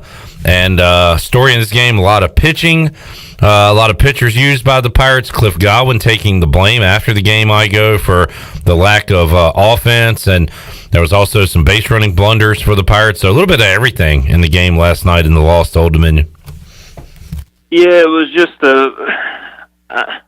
your typical Wednesday game versus Old Dominion. I mean, it was for about 6 innings, and then from the 7th inning on, it was actually a pretty intense game. I should say, I wrote in my story that it was pretty dramatic for a Wednesday game versus Old Dominion, but really it was like the 7th or the 10th were dramatic. The 11th and the 12th outside of the home run, and then the comeback, the extra innings was kind of anticlimactic to the 12th. But either way, it was just one of those midweek games where I felt like ECU just wasn't really locked in at the beginning. Old Dominion got a lead. ECU hits a home run to take the lead because I think towards the latter half of the game they had gotten into the bullpen. They were a little more locked in. Their approach improved. But then at that point, you're in a tight game. I mean, it's one thing goes wrong or one thing goes right for them, and then all of a sudden they can win. And it just so happened that ECU was unable to take advantage of some opportunities to either walk it off or close the game out, and then Old Dominion finally broke through in the later innings. And, a lesson for ECU not to take any opponent lightly. I'm sure the coaching staff warned the players about this. Also baseball, too. I think it's a combination of everything. I don't think ECU completely took ODU lightly, but also think it was a circumstance where maybe they didn't play their best. And then at the same time, Old Dominion comes into Clark LeClaire with a pretty solid record. They look at this game as a chance to prove themselves, so they give ECU their best shot. The Pirates aren't playing their best, and at the end of the day, they walk away with the win. So you look back at ECU's history, I mean, I don't think any college baseball team goes undefeated in midweek action. ECU certainly doesn't. They've lost early season midweek games the last few years, and hopefully it can serve as a bit of a wake-up call. And they just need to bounce back this weekend and play really well against Appalachian State to kind of cancel it out. I go looking at who the Pirates used yesterday as far as arms go, and we kind of know the staples in the bullpen for ECU right now. We also know that Cliff Godwin's still seeing what he's got with some of the younger guys, but he did throw C.J. Mayhew 1 2/3, Cam Colmore 1 1/3, Matt Bridges threw an inning, and you kind of look at those three. How about for Friday? Let's say Tyler Smith goes his usual 4+, maybe 5 innings. will you see those guys again? Will he have to go with guys that didn't throw on Wednesday? What do you think about that? Well, he said after the game, they really want to get away from using Bridges, Colmore, and Mayhew basically every game. I mean, right. Colmore has pitched in 6 of 8 games. Wow. Mayhew has pitched in 5 of 8 games. I think Bridges has pitched in 4, maybe 3, but either way, he's usually extended to multiple innings every time. So, we were kind of commenting in the press box early in the game. We were like, let's see if ECU can make it through an entire game without using one of these 3 guys. Sure enough, they're the first 3 out of the bullpen, I'm pretty sure. Or at least right after Kimmel and Saylor, yeah. So the 3 guys in the pen when the game was kind of hanging in the balance. So on one hand, you understand it because if you're Cliff Godwin and you're in a tight game, you can go to those guys, and 9 times out of 10, they're going to keep the score right there. They're going to shut them down. But at some point, you do have to develop, I guess trust is the right word maybe, in the other guys in tight situations. But it's easier said than done. They have to go out there in a tight situation and perform in order to get more of those opportunities. If you throw guys out there and they're walking guys or hitting guys or falling behind the count, Cliff isn't going to let them pitch through it so much. So I think it's a combination of ECU needing to go to other guys and then also those players needing to step up in those situations. So as far as Friday night, I mean, those guys should be available because they didn't throw a ton of pitches.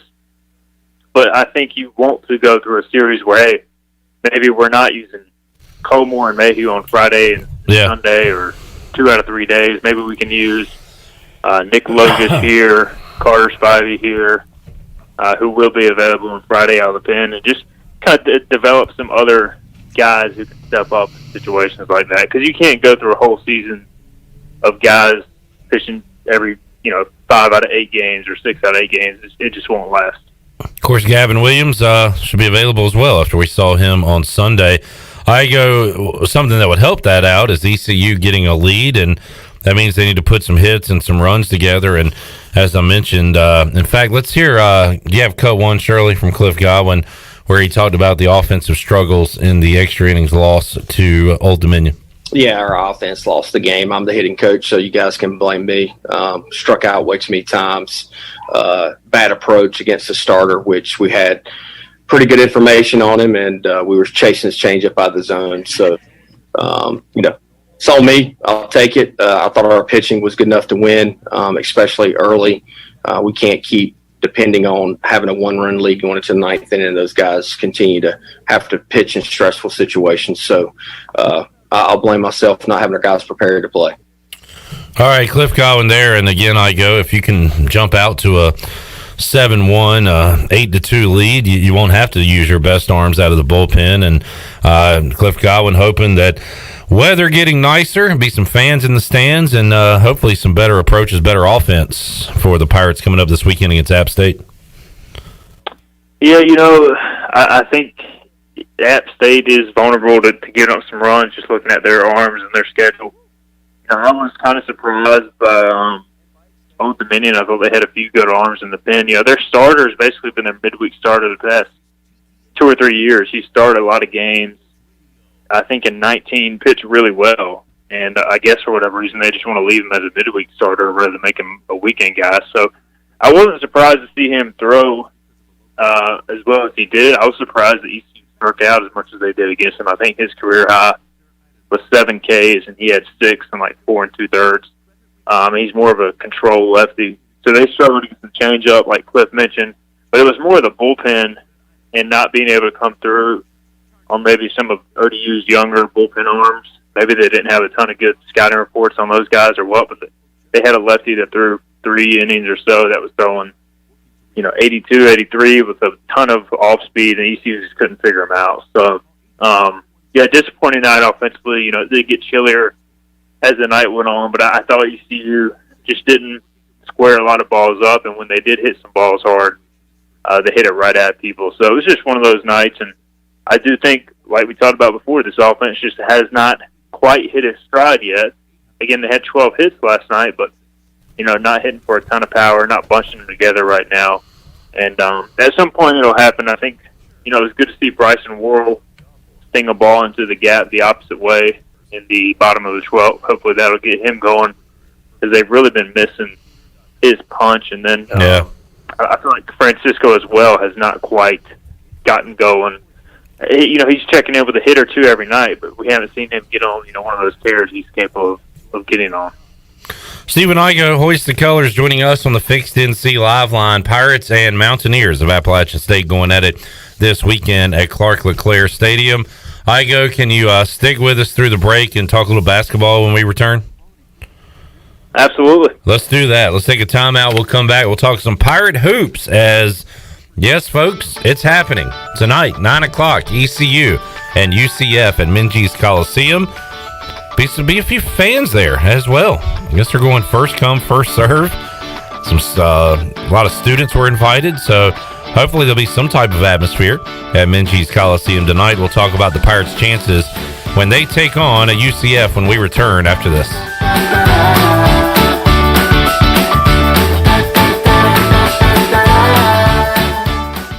They say nothing in life is free.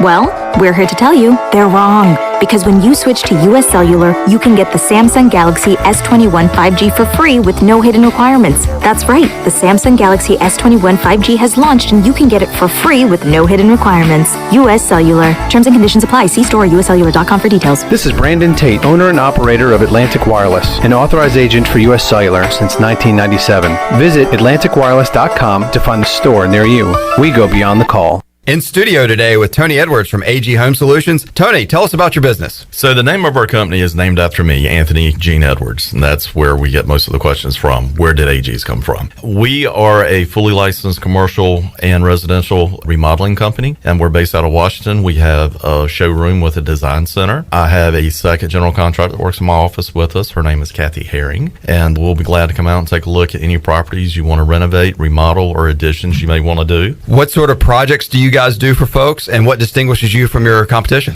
So we do a lot of historical properties, and probably one of the biggest things that separates us is we're very innovative. We can figure out how to use small spaces to make larger spaces. Folks are more remodeling and staying at their homes instead of selling and buying new homes and bigger homes. So we can take older homes and bring them up to date with open concept. What's the best way for people to contact you? 252-947-2526, and our website is agshomesolutions.com.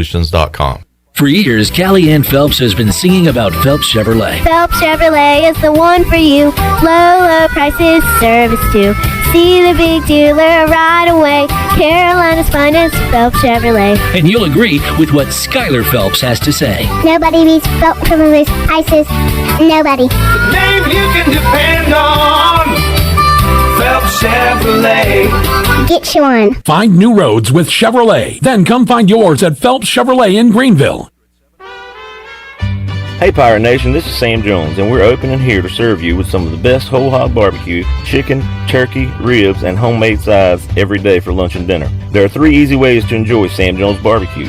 Swing by our drive-thru window or try one of our 2 curbside takeout options by calling in your order at 689-6997 or ordering online at samjonesbbq.com. We love Eastern North Carolina, and we invite you to come by and enjoy some great tasting Sam Jones barbecue today. Ahoy, mateys! To keep those cars clean, you need the Pirates Cove Fast Pass. The new Pirates Cove Car Wash and Haviland Express Lube on Glen Burnie Road in New Bern is now open. Pirates Cove in New Bern is offering Fast Passes for $9.99 for new Fast Pass customers. You can visit us in Greenville on Fire Tower Road, Memorial Drive, and on East 10th Street. And have you heard? Pirates Cove on Fire Tower Road is now offering interior cleaning. So we have you surrounded. Pirates Cove, the official car wash partner of ECU Athletics. Every team knows that the two-point play can be a winning move. That's why I'm here. State Farm agent Timothy Sawyer and my team are here to help you go for 2 by combining your home and auto insurance. It's a great call that saves you time and money. So go for the win and score some savings by combining your home and auto. It's just another way we're here to help life go right. Call me, Timothy Sawyer, at 493-0002 today.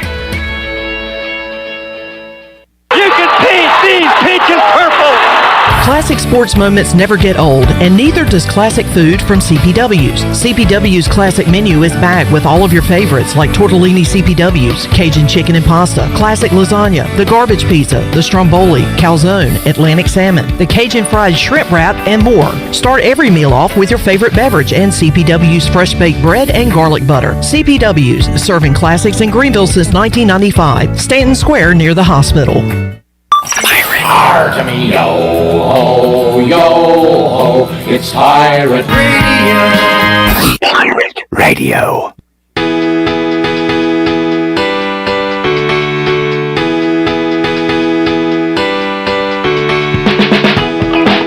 You're listening to Hour 2 of Pirate Radio Live. This hour is brought to you by University PC Care, your local tech support experts for all your business needs. Let University PC Care take care of it so you can take care of business. Visit universitypccare.com to learn more today. Now, back to the show. Welcome back. Domino's of Greenville has 3 locations to take care of you. Take advantage of the week-long carry-out deal of all 3 topping pizzas for only $7.99. Order online today at Domino's.com. Now let's head back in to Pirate Radio Live. Here's your host, Clip Brock.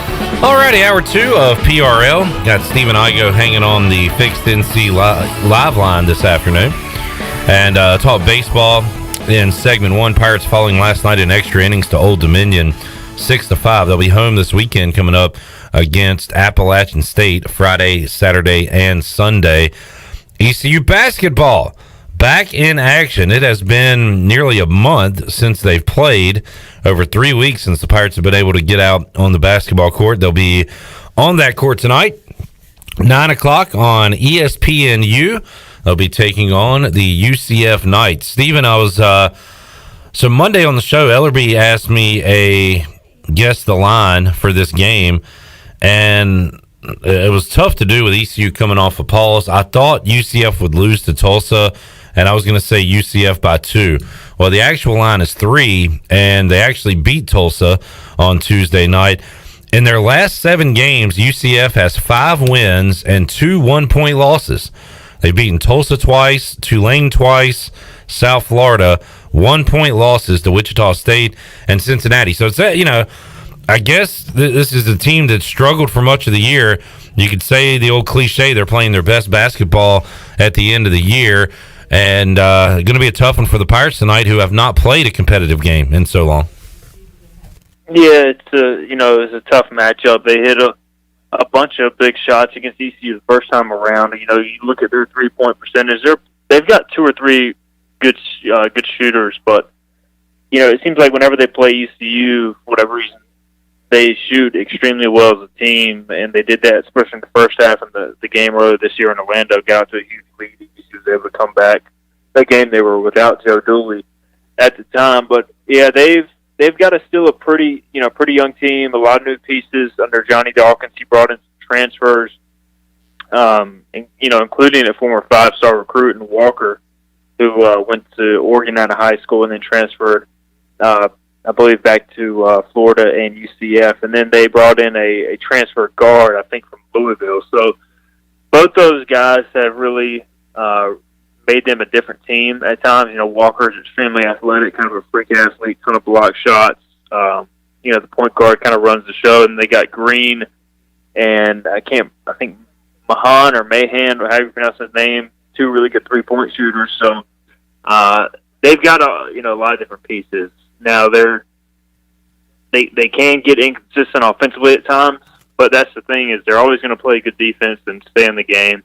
And if their offense is clicking, they're tough to beat. So it's a tough matchup for ECU coming out of a quarantine, but it's a tough league, so they're always going to be tough for ECU right now. Tough league. Speaking of which, I saw my buddies from the Scott and Holman podcast, the Houston fellas, did their research, said taking a look at conference wins, losses, and NCAA appearances since 2016-17, ECU 20-62 in league games, 24% winning percentage, and obviously 0 NCAA tournament appearances. That is next to the bottom, Tulane, 16-72 in that time span. So it has been tough for those two and for South Florida, who's 23-62 during that time frame. And clearly those three at the bottom, and the Pirates trying to improve on that awful record tonight when they take on UCF. Batumba Baruti out. Talked to Cy Seymour about it yesterday, Stephen, and he said that means maybe more Luigi DeBow. He's going to have to step up and play well. If the Pirates do want to go small like they have when Baruti's available and kind of stick him at the 5, do you think they have a lineup with Jaden maybe as their 5 tonight, Igoe, and run some guards around him? Or do you think it's more of a big man night for ECU with Luigi DeBow? It depends on how UCF plays it, really. I think if UCF goes small, ECU will go small. But I think if UCF plays one of their big guys, which I think has been playing more lately than UCF, or ECU will have to play Luigi or Luster to match up with that guy. So, you know, Baruti's been really an unsung hero this year, so having him out, I think, really hurts. He's been very versatile. He's been able to play that 5 spot with Gardner at the 4 when they've gone small, and he matches up pretty well, even with a guy who's 2 or 3 inches taller, because he's pretty physical and athletic. So, you know, I'll be surprised if he's back, you know, at all this season based on what I've heard. So it's something that they're going to have to find a way to, you know, come up with some type of deal to counteract the loss of Baruti, and if they want to go small, can Gardner handle maybe a more athletic big guy? So that's something that they're going to have to work on as a coaching staff, and you know, it starts tonight, obviously.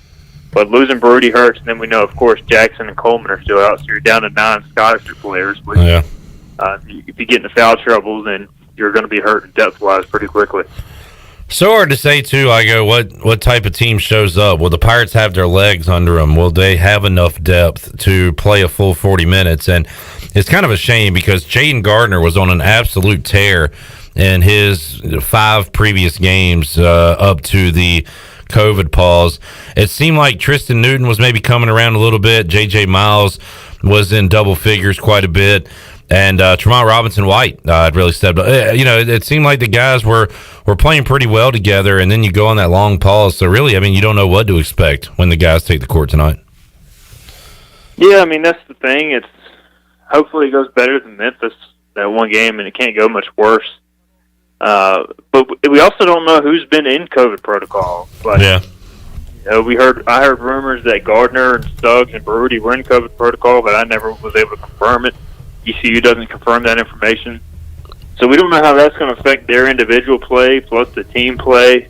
And it's just a mess, man. It's just I guess, a season of survival, especially when you've been hit as hard as ECU has been with the COVID stuff. It's, you know, Joe Dooley's missed time. Other assistant coaches have missed time with it. You've had walk-ons miss time, managers, scholarship players. It's hit everybody. So, I don't know what to expect tonight. I guess I am happy that they're at least playing a live game. I'm not happy that it's at 9 o'clock because I don't really know what to do for the next 4 hours. But, yeah, at least they are playing. At least they will get to close out the season on their terms. And if they find a way to win the next 2 games, it guarantees a winning record for the first time in 8 years, and that's a big deal. Pirates will be in the AAC tournament coming up next week, and stay tuned. Might have a live watch coming your way for their Thursday game. It's going to be at either noon, 3 o'clock, or 7 o'clock. So keep an eye out for that. Igoe, what can you tell me about Winston Tabbs? I can tell you that his name is awesome, and I am pretty fired up to see Winston Tabbs in the East Carolina uniform next year. He is you know, we've been talking about, hey, ECU needs to score at the guard position to pair with Jaden Gardner for the future. Well, you got him. You got him in Winston Tabbs. He averaged 14 a game this year. For Boston College, he shot 39% from three-point range. Yeah, Boston College wasn't very good, but he was their best player before hitting the portal. As a freshman in 2018-19, he averaged around 14 a game as well. Extremely explosive guard, can shoot it from the outside, score off the bounce, 6'2". He's a really talented player, and you know, ECU got it done quickly after he entered the portal. I don't know what the connection was. I haven't talked to Winston yet or gotten the full scoop, but you know, everybody I talked to in the industry says, when he's healthy, and he did have knee surgery a couple years ago, but again, bounced back this year. When he's healthy, he's a pretty dynamic scoring threat, and he'll have 3 years of eligibility remaining if he decides to use them all. So I think he's definitely an impact addition. Makes it even more interesting when you start to crunch the numbers on who returns for ECU next year. So will he have to sit out next year, or will he be able to play? He should be able to play. I mean, everybody expects the one-time transfer rule right.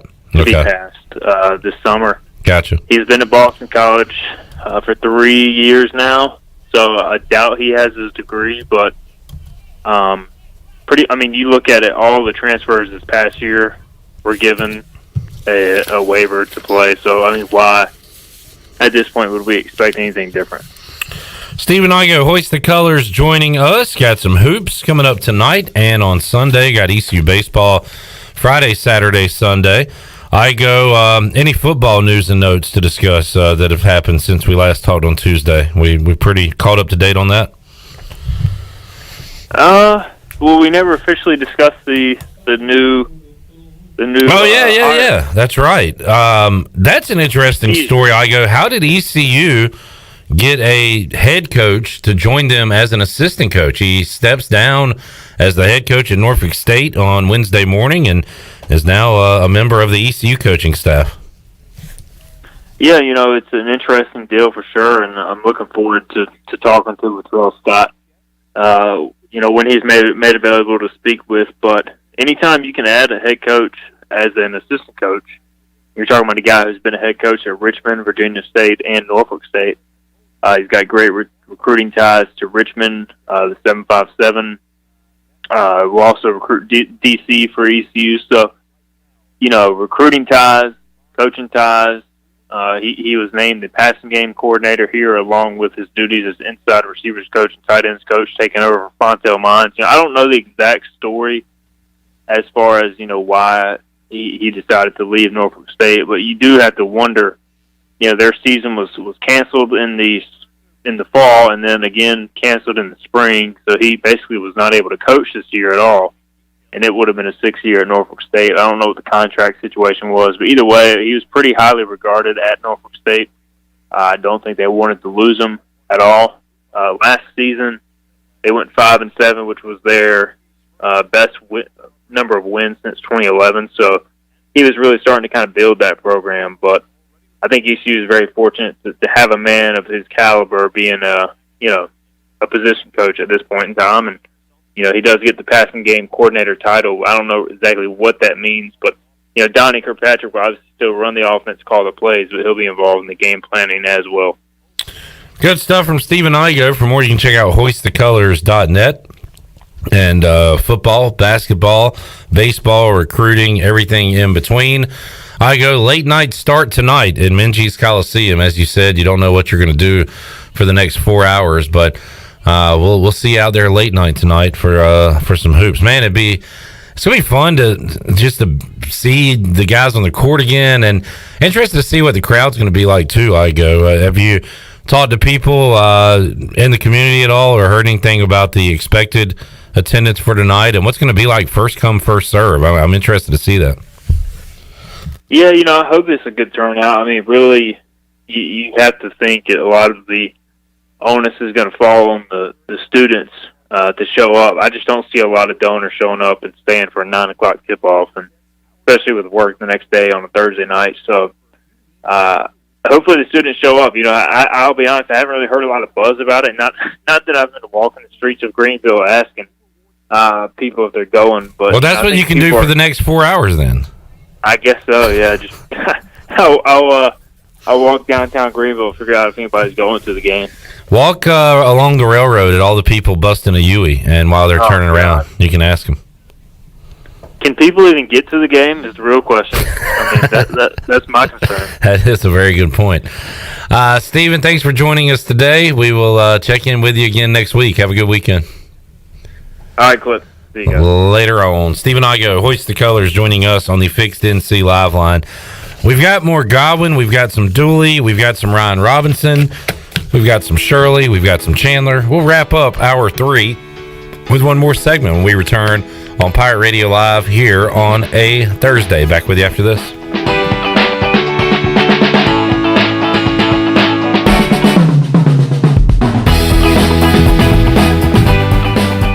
Hey Pirate Nation, this is Tom Brown from Brown & Wood Buick GMC Truck. We've been serving the Pirate Nation in Eastern North Carolina for 83 years. We have 4 brands, 3 generations, 2 showrooms, and 1 goal to make sure you leave a happy customer. This month at Brown & Wood, get a Buick Encore. Take $3,750 off or $2,250 plus 0% for 72 months. As always, Brown & Wood is the home of the lifetime powertrain warranty for all make and models. We're located on Greenville Boulevard next to the Convention Center, or shop us online at brownandwoodauto.com.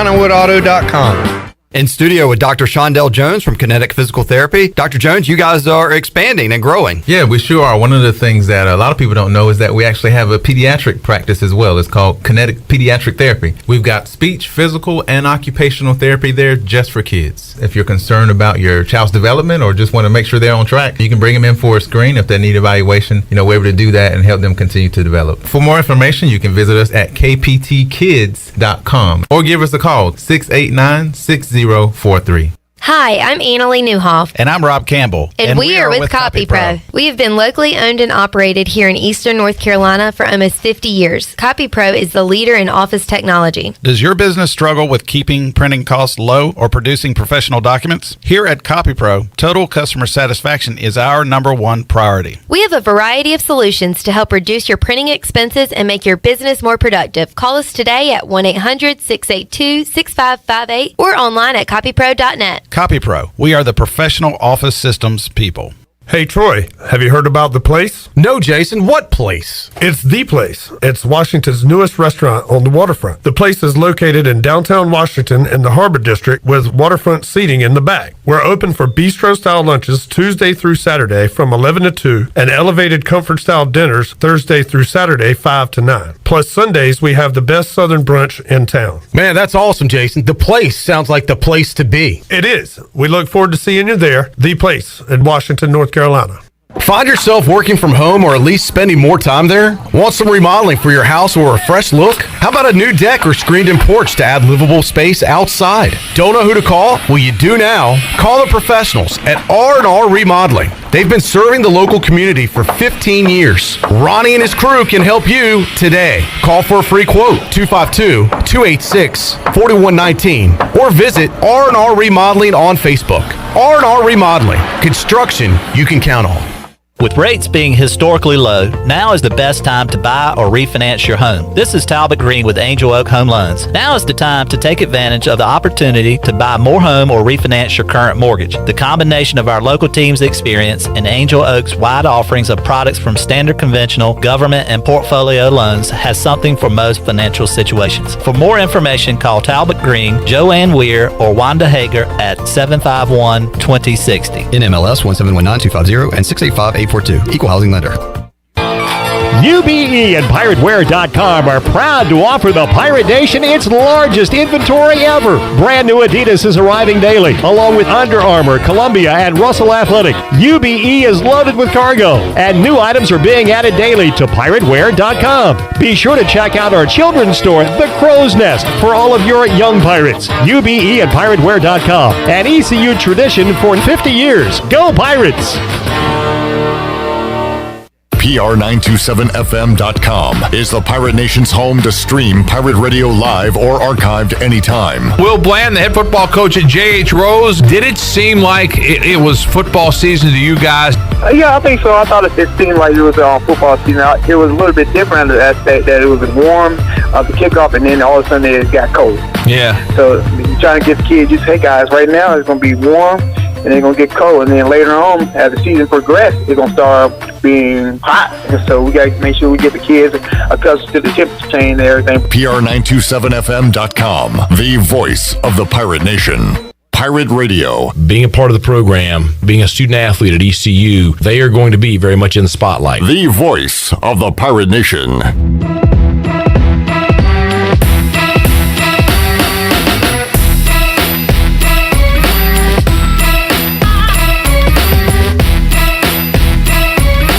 You're listening to Hour 2 of Pirate Radio Live. This hour is brought to you by University PC Care, your local tech support experts for all your business needs. Let University PC Care take care of it so you can take care of business. Visit universitypccare.com to learn more today. Now, back to the show. Welcome back. Tommy's Express Car Wash. You can come and experience the difference at Tommy's that's now open at the corner of Greenville Boulevard and Red Banks Road.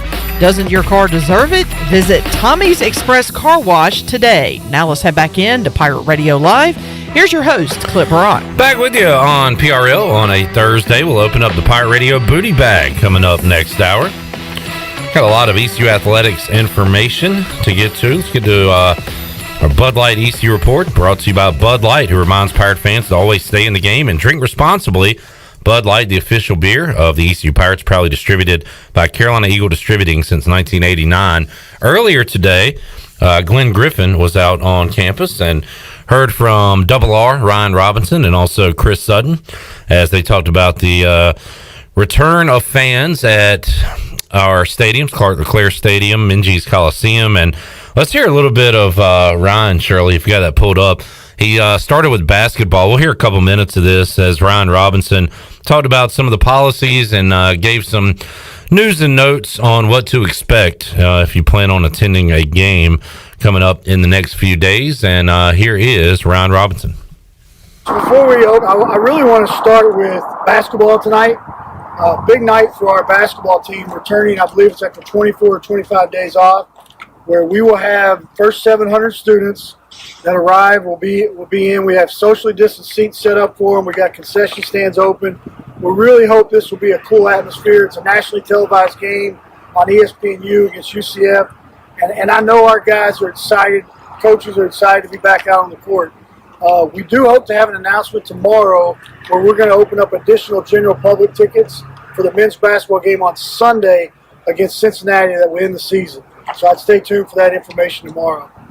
But really, the reason here today is we are excited that, starting tomorrow, we can have people outside watching our venues. We've had families of student athletes and parents, but we have a great opportunity now to have our students back, which are vital. Our donors, fans, back in our venues.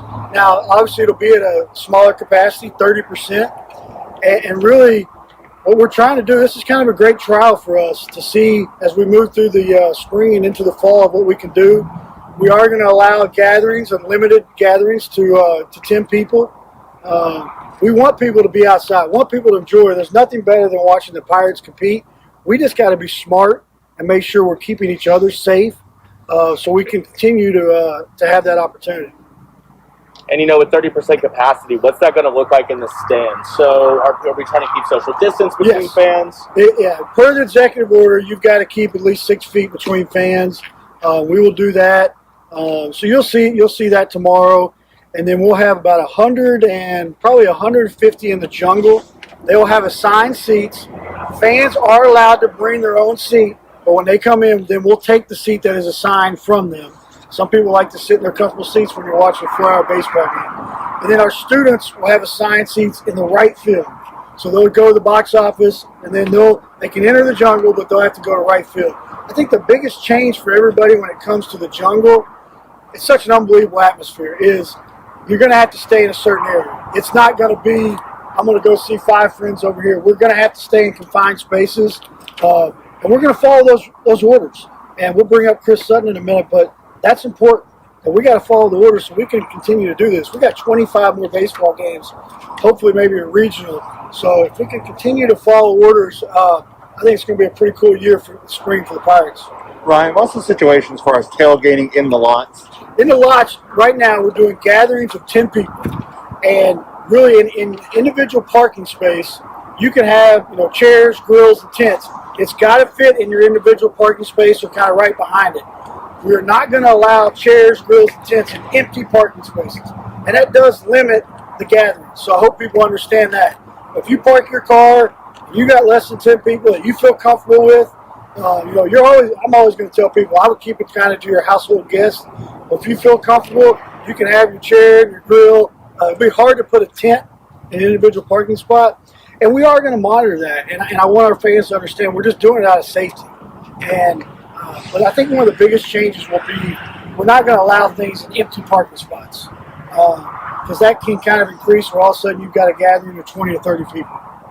For people who are in the jungle, will there be a concession stand out there, or will they walk over to the main counter? No, there'll be a concession stand that will serve food, and then we'll have alcohol as well.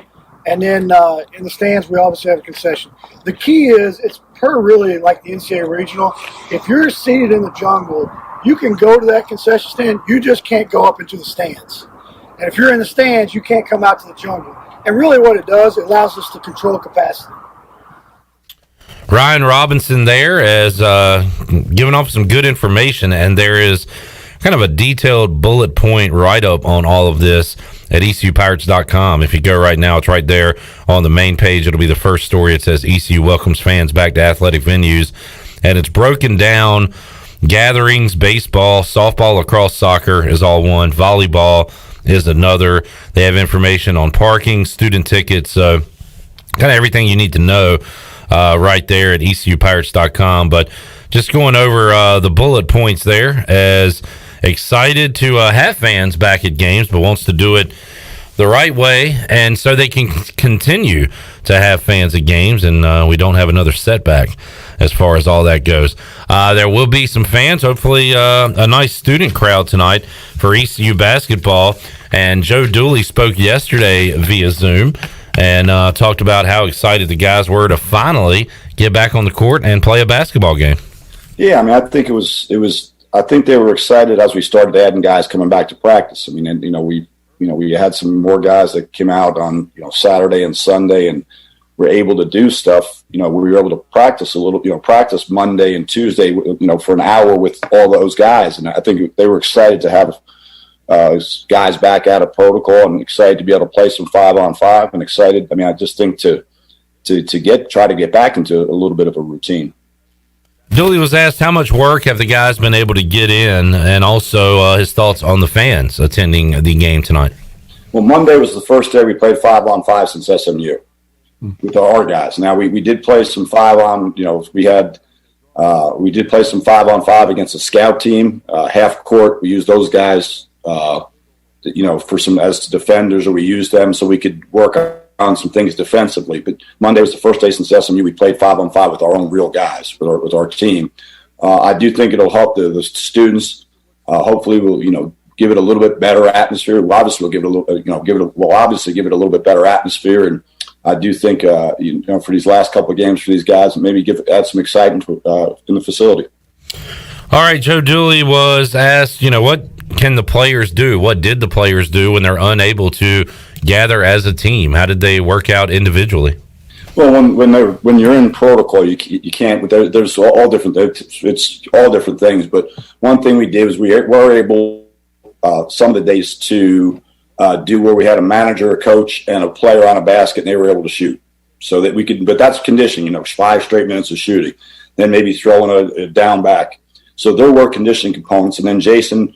Even when these guys were in quarantine, was able to do some Zoom where they were able to, if they want to get on with him, every player had a band, a band, so they could do some stretching workouts. They had a basketball in their rooms, so that way they could do some things like that. I mean, push-ups, sit-ups if they Zoom with Jason.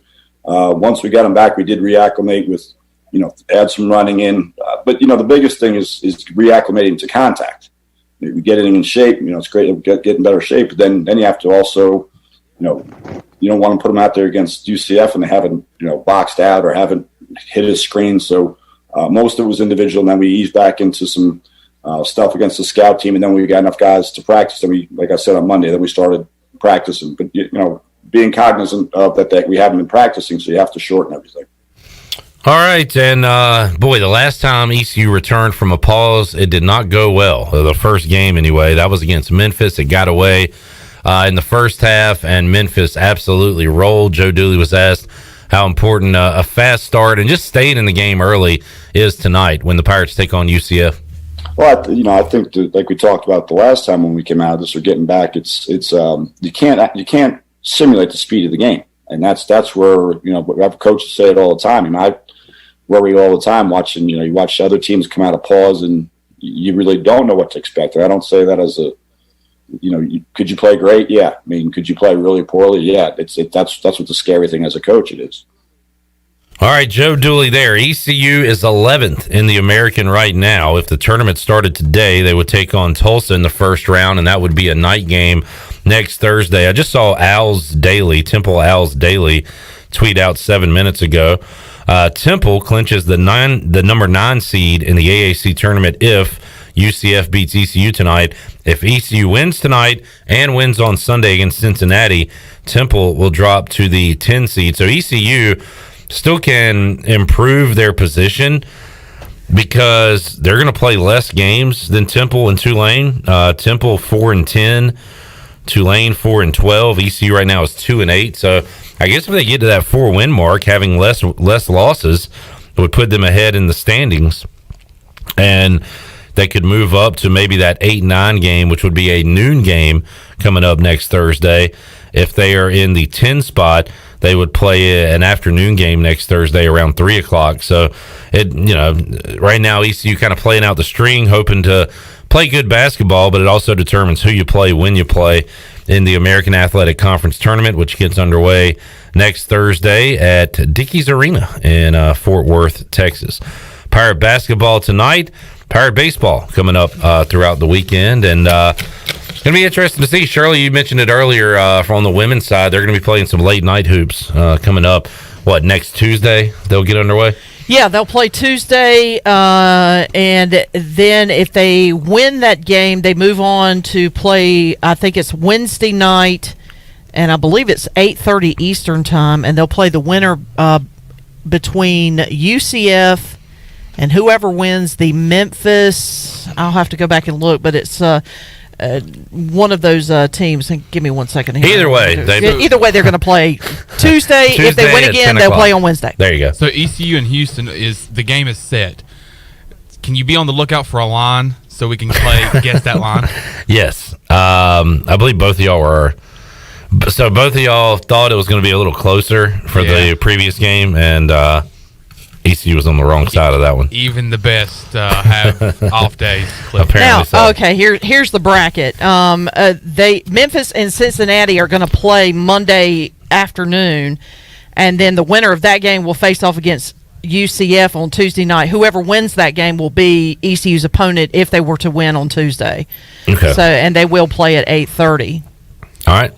So ECU's logged into the night games for the first couple of days of the tournament there, Tuesday, and if they win on Wednesday. Yeah, and as a matter of fact, whoever makes it to the championship game on Thursday, they will have to tip off at 10 o'clock Eastern time. What channel? Does it have a TV listed there? It does not have TV listed on here. I'm assuming if they're playing that late, it's going to be on TV somewhere. So I would think so. Anyway, all right, there's the women's side of things. Men still to be determined as far as seeding goes, tip-off times for next week. We might do something fun with it, Chandler. Be a little live watch-along. We'll put on our Taylor Heineke jerseys, or should we try to find some Errol Bing and Darius Morrow jerseys to wear? Errol Bing, Bing!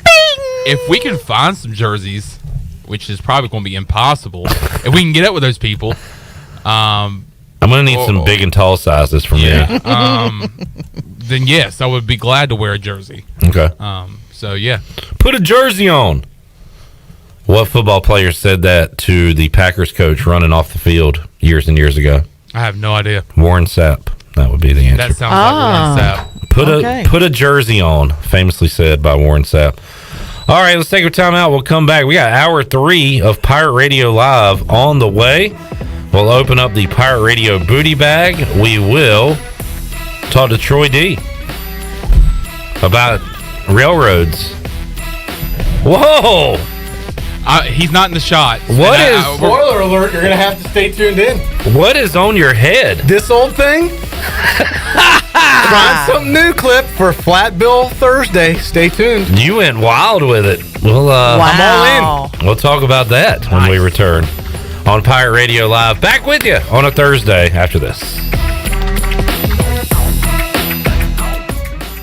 The convenience of Pitt Greenville Airport is waiting just outside your front door. Service is back, so you're connected to destinations worldwide through flights from American Airlines. Plan your next trip. Book your flights today at flypgv.com or aa.com. Whether you're flying for business or for pleasure, enjoy the friendly convenience of flying from your local airport to get you where you're going and then home again safely. For your next trip, remember, American Airlines is back at PGV. Book today at aa.com. Pitt Greenville Airport, where the pirates fly. In a world of fake profiles, fake tans, and fake flavors, naturally flavored Michelob Ultra Organic Seltzer strives for realness.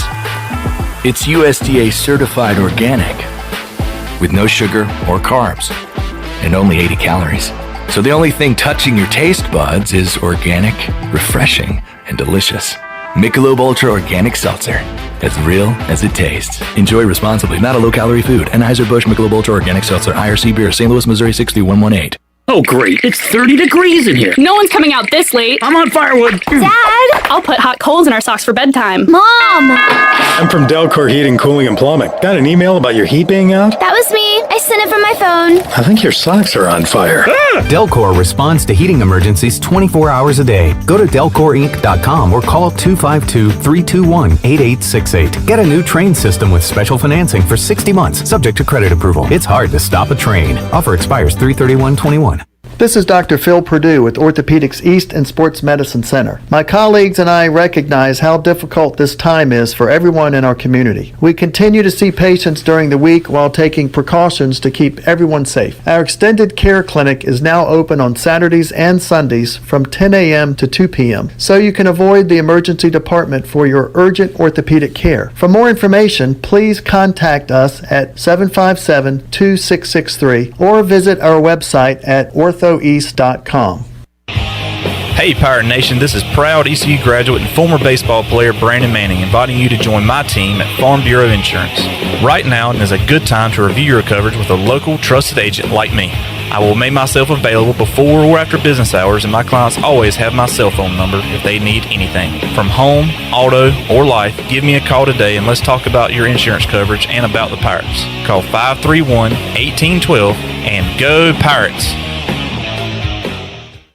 They say nothing in life is free. Well, we're here to tell you they're wrong. Because when you switch to US Cellular, you can get the Samsung Galaxy S21 5G for free with no hidden requirements. That's right, the Samsung Galaxy S21 5G has launched and you can get it for free with no hidden requirements. US Cellular. Terms and conditions apply. See store or uscellular.com for details. Does the idea of going to your local U.S. Cellular store make you feel a bit uncomfortable? Tired of the hassle of waiting and wearing a mask? Let Toby Williams and his outside sales team take away that worry. They will come right to your home or office and drop your phone off on the porch or at the front desk for you. Saving you time and worry is what the team at Cellular Warehouse is all about. Call Toby today at 252-799-7051 and let them help you with all of your wireless needs. Cellular Warehouse, your local U.S. Cellular authorized agent. Here today with Splinter, also known as HB Moore to his friends and family. Why F3? I've been coming to F3 for almost 5 years. After 15 plus years going to the gym with trainers and doing all kinds of stuff, there was something missing and I was bored, and these guys are just phenomenal. I know that I would lay in the bed at 5 o'clock in the morning if somebody hadn't called me the night before and say, hey, I'll see you in the morning. So it's critical to get up and get going, and great fun when you get here. One letter, one number, F3. Learn more today at f3enc.com. This is Pirate Radio, WGHB Farmville, 1250 and 92.7 FM Greenville, WDLX Washington, 930 and 104.1 FM Washington.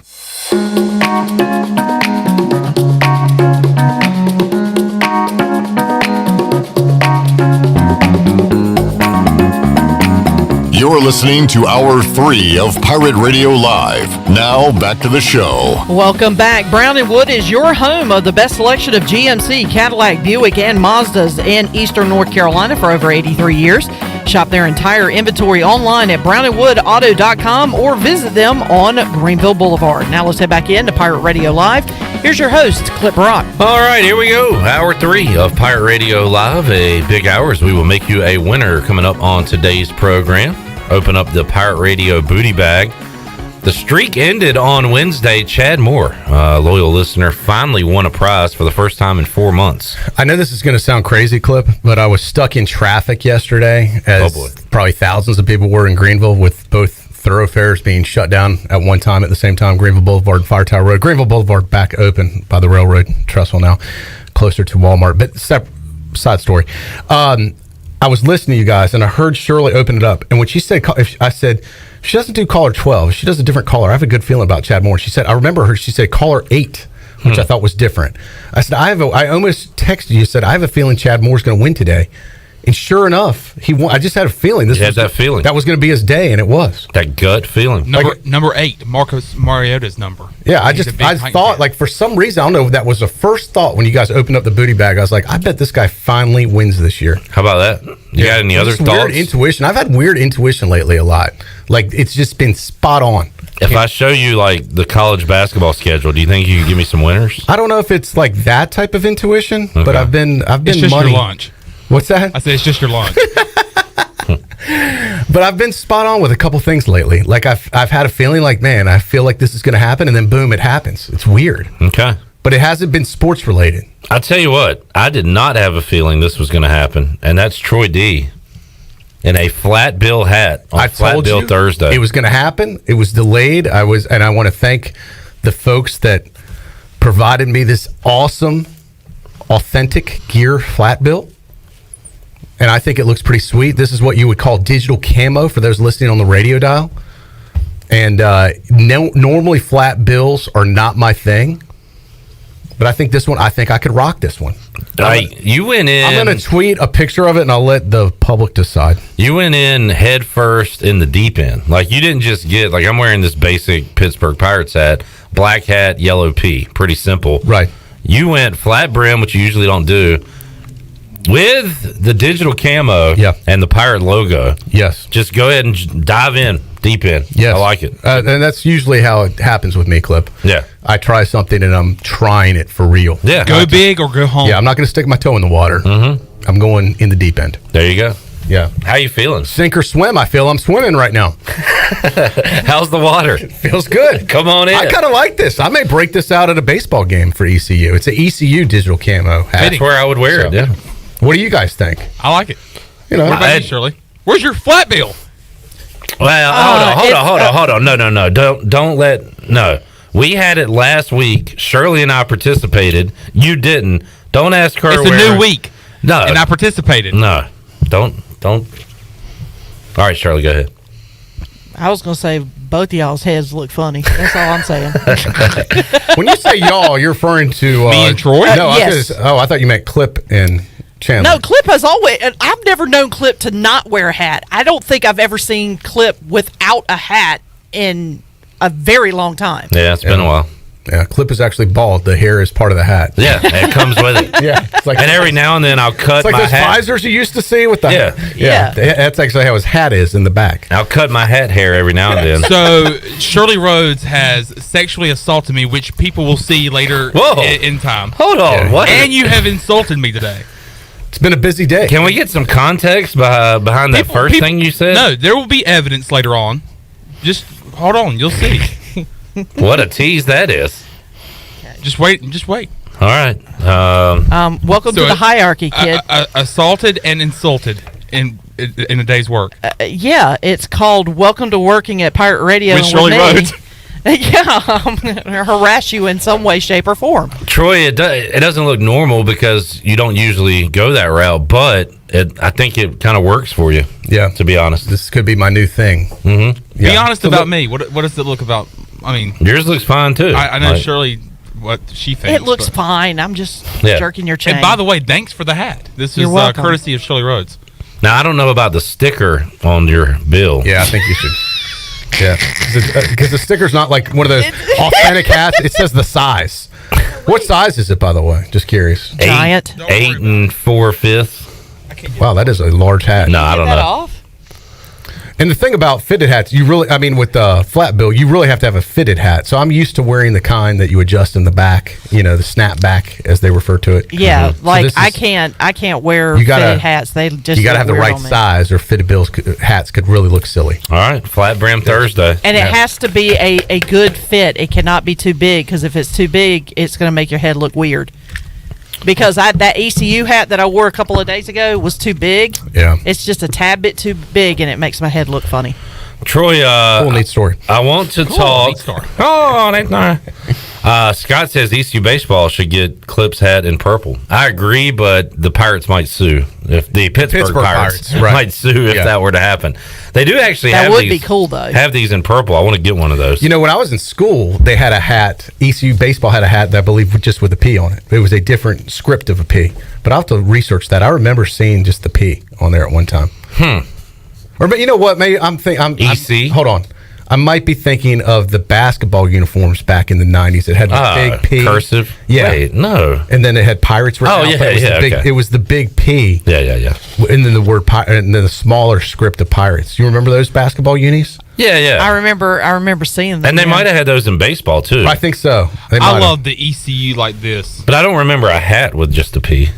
But maybe not. You're thinking of the big P on the jersey. what? And maybe it was just a hat fans could get, and it wasn't one ECU baseball wore. Perhaps. Like it might have been one at UBE I saw one time like that. We've gone down a non-official. As far as it was still a hat, but it wasn't like a team hat. The hat rabbit hole here. Yeah, sorry. I want to talk baseball. We'll talk basketball.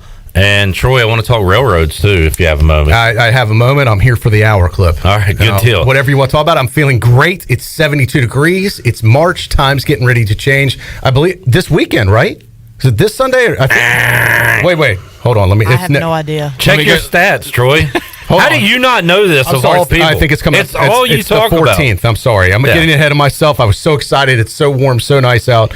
We're 1 week from Sunday time changing. Stat to consider. So we're almost just about a week away, folks. The stat to consider. From the time changing. But you know what you don't have to worry about right now? The weather. It looks great. Man. It feels great. And it is putting everybody in a good mood, Clip Rock. That it is. Shirley, let's get a break in. We'll come back. We will have more of our Bud Light ECU report. We'll talk railroads and more when we return on Pirate Radio Live after this.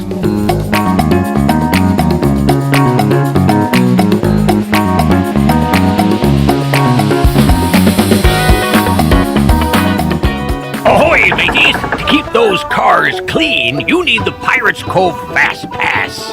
The new Pirates Cove Car Wash and Haviland Express Lube on Glen Burnie Road in New Bern is now open. Pirates Cove in New Bern is offering Fast Passes for $9.99 for new Fast Pass customers. You can visit us in Greenville on Fire Tower Road, Memorial Drive, and on East 10th Street. And have you heard? Pirates Cove on Fire Tower Road is now offering interior cleaning. So we have you surrounded. Pirates Cove, the official car wash partner of ECU Athletics. Hey Pirate Nation, this is Tom Brown from Brown & Wood Buick GMC Truck. We've been serving the Pirate Nation in Eastern North Carolina for 83 years. We have 4 brands, 3 generations, 2 showrooms, and 1 goal to make sure you leave a happy customer. This month at Brown & Wood, get a GMC Terrain. Take $6,000 off or $3,500 plus 0% for 72 months. As always, Brown & Wood is the home of the lifetime powertrain warranty for all make and models. We're located on Greenville Boulevard next to the Convention Center, or shop us online at brownandwoodauto.com. On Jersey Mike's Day of Giving, we're giving all our sales to charities. Order a sub on Wednesday, March 31st to support a great cause and get free delivery with our app. Jersey Mike's. Be a sub above. If you can make a difference, you should. At Jersey Mike's, it's this simple philosophy that spurs us to celebrate our month of giving. This March, enjoy a sub and donate to a great local cause. Jersey Mike's. Be a sub above.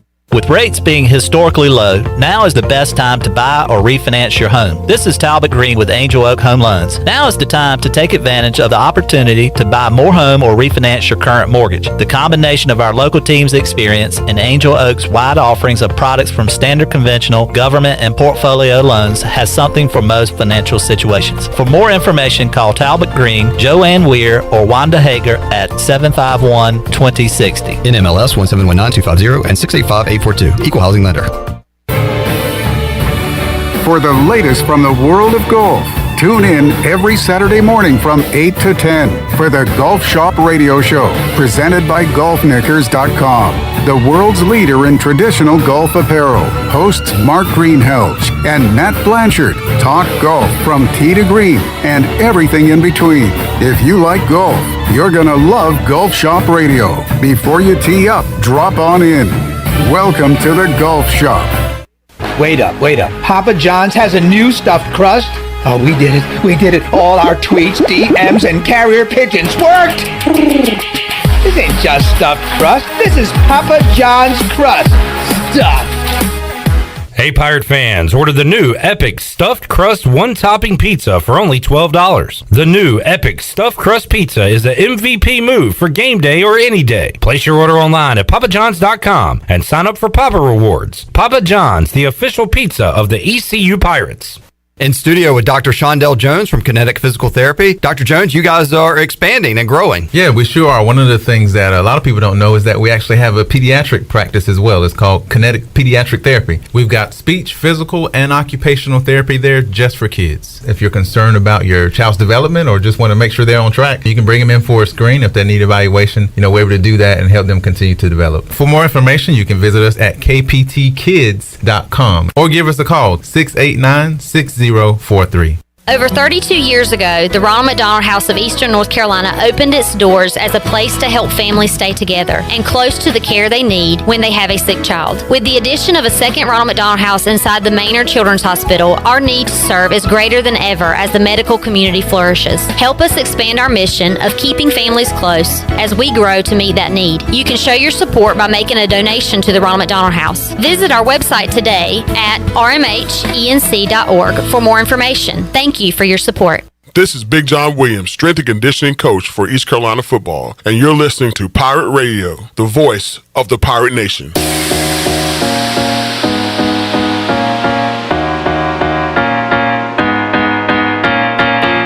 You're listening to Hour 3 of Pirate Radio Live. Now, back to the show. Welcome back. It was another down day for the stock market. The Dow was down 345 points at 30,924. The NASDAQ dipped 274 points at 12,723. And the S&P fell 51 points at 3,768. That's your Wells Fargo Advisors stock market report. For a personal look into investing, call Wells Fargo Advisors today at 756-6900 in Greenville. Wells Fargo Advisors, LLC, member SIPC. Now let's head back into Pirate Radio Live. Here's your host, Clip Brock. All right, back with you on Pirate Radio Live, Hour 3, here on a Thursday. ECU basketball returning to the hardwood tonight for the first time. I think a 24-day layoff with COVID protocols, but now they will be back tonight taking on UCF. Pirate baseball Friday, Saturday, Sunday against Appalachian State. ECU baseball coming off a loss to Old Dominion last night. Extra innings at Clark LeClaire Stadium. We got Flat Brim Troy here, rocking the digital camo ECU baseball hat. That if the Pirates win Friday and Saturday, Troy, the team will wear that hat on Sunday.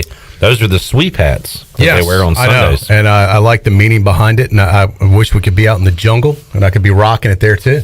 Yeah, that would be pretty awesome. Yeah. Before we get to that, though, last night I hosted Sports Trivia, left AJ's, went home down Fire Tower, and that was probably a mistake. Apparently I wasn't paying attention to signs last night or leading up to last night. You headed to Sam Jones area? Yep. Yeah, Familia? Yep. Yeah. I headed that way. Great places over there. And over to Memorial. I look and see. Not so fast, my friend. There's a giant barricade at the railroad track, and I have to do a U-turn. Mm-hmm. And so I go down, where am I at? Evans, and turning on the road where I grew up, Troy D., where my parents live, Vernon White Road. Okay. I go to take a ride on that. It says road closed at railroad. Wow. So I have to keep on going. And now I'm smack dab in downtown Winterville. Oh. I didn't make it to Aiden. Thought you were going to be at Aiden. Next thing I know, I'm in Kinston, hanging out with Glenn Griffin. Might as well keep on going to Wilmington at this point. I go downtown Winterville, Troy, to finally go across Highway 11 and go towards my house. So I get home, I tell my wife about it, and she was like, first of all, she was like, have you not seen the signs? I was like, no, I don't. Who looks at signs? Why am I looking at signs? Right. I'm looking at the road. I'm paying attention. Of course. And then the second thing she said was, did you not see Troy D's rant on Facebook? Well, that you should have seen. That's not a sign. That would have. I said, no, when I leave Pirate Radio, I don't want to hear anything Did get a lot about of Troy activity D. on that yesterday, by the way. Thank you to the mayor responding right away, too. Also. So I looked at it, Troy, and sure enough, you did get a lot of responses, and it turned into like the information hub for what's going on in the community. If you read the thread and the comments that go with it, you could learn a lot about what the deal is with the railroad crossing, the closures, why it happened, how it happened, and when it's going to be fixed. Why don't you start with just the initial comment, PJ Conley, the mayor's comment to the response, and then my response to him, because those are probably the top three. Troy Dreyfus said, who's the idiot at CSX that decided to close Greenville Boulevard and Fire Tower Road both at the same time? No, seriously. What's his name? He should be fired. Can the city do anything about this, PJ Connolly? You know what really grinds my gears? Great dramatic reading, by the way. That brings back some good memories of dramatic readings I used to do. That was excellent. Major violations! All right, so PJ responded right away. Thank you, Mayor Conley. No, the railroad does what they want and gave us little notice. They even told us the work on Greenville Boulevard will be done last night. Yeah, so once again, this is not the city of Greenville's fault. I want to be clear on this. I had an issue with the railroad company or the firm that was doing the repairs, not the city. The city is getting hosed as much as the citizens are. So then I responded, understand, what a bunch of jerks. It seems like CSX and Suddenlink are under the same management. Major violations! Hold on. What are we throwing stray bullets at Suddenlink? Hey, get on in here. I got something to say to you, too.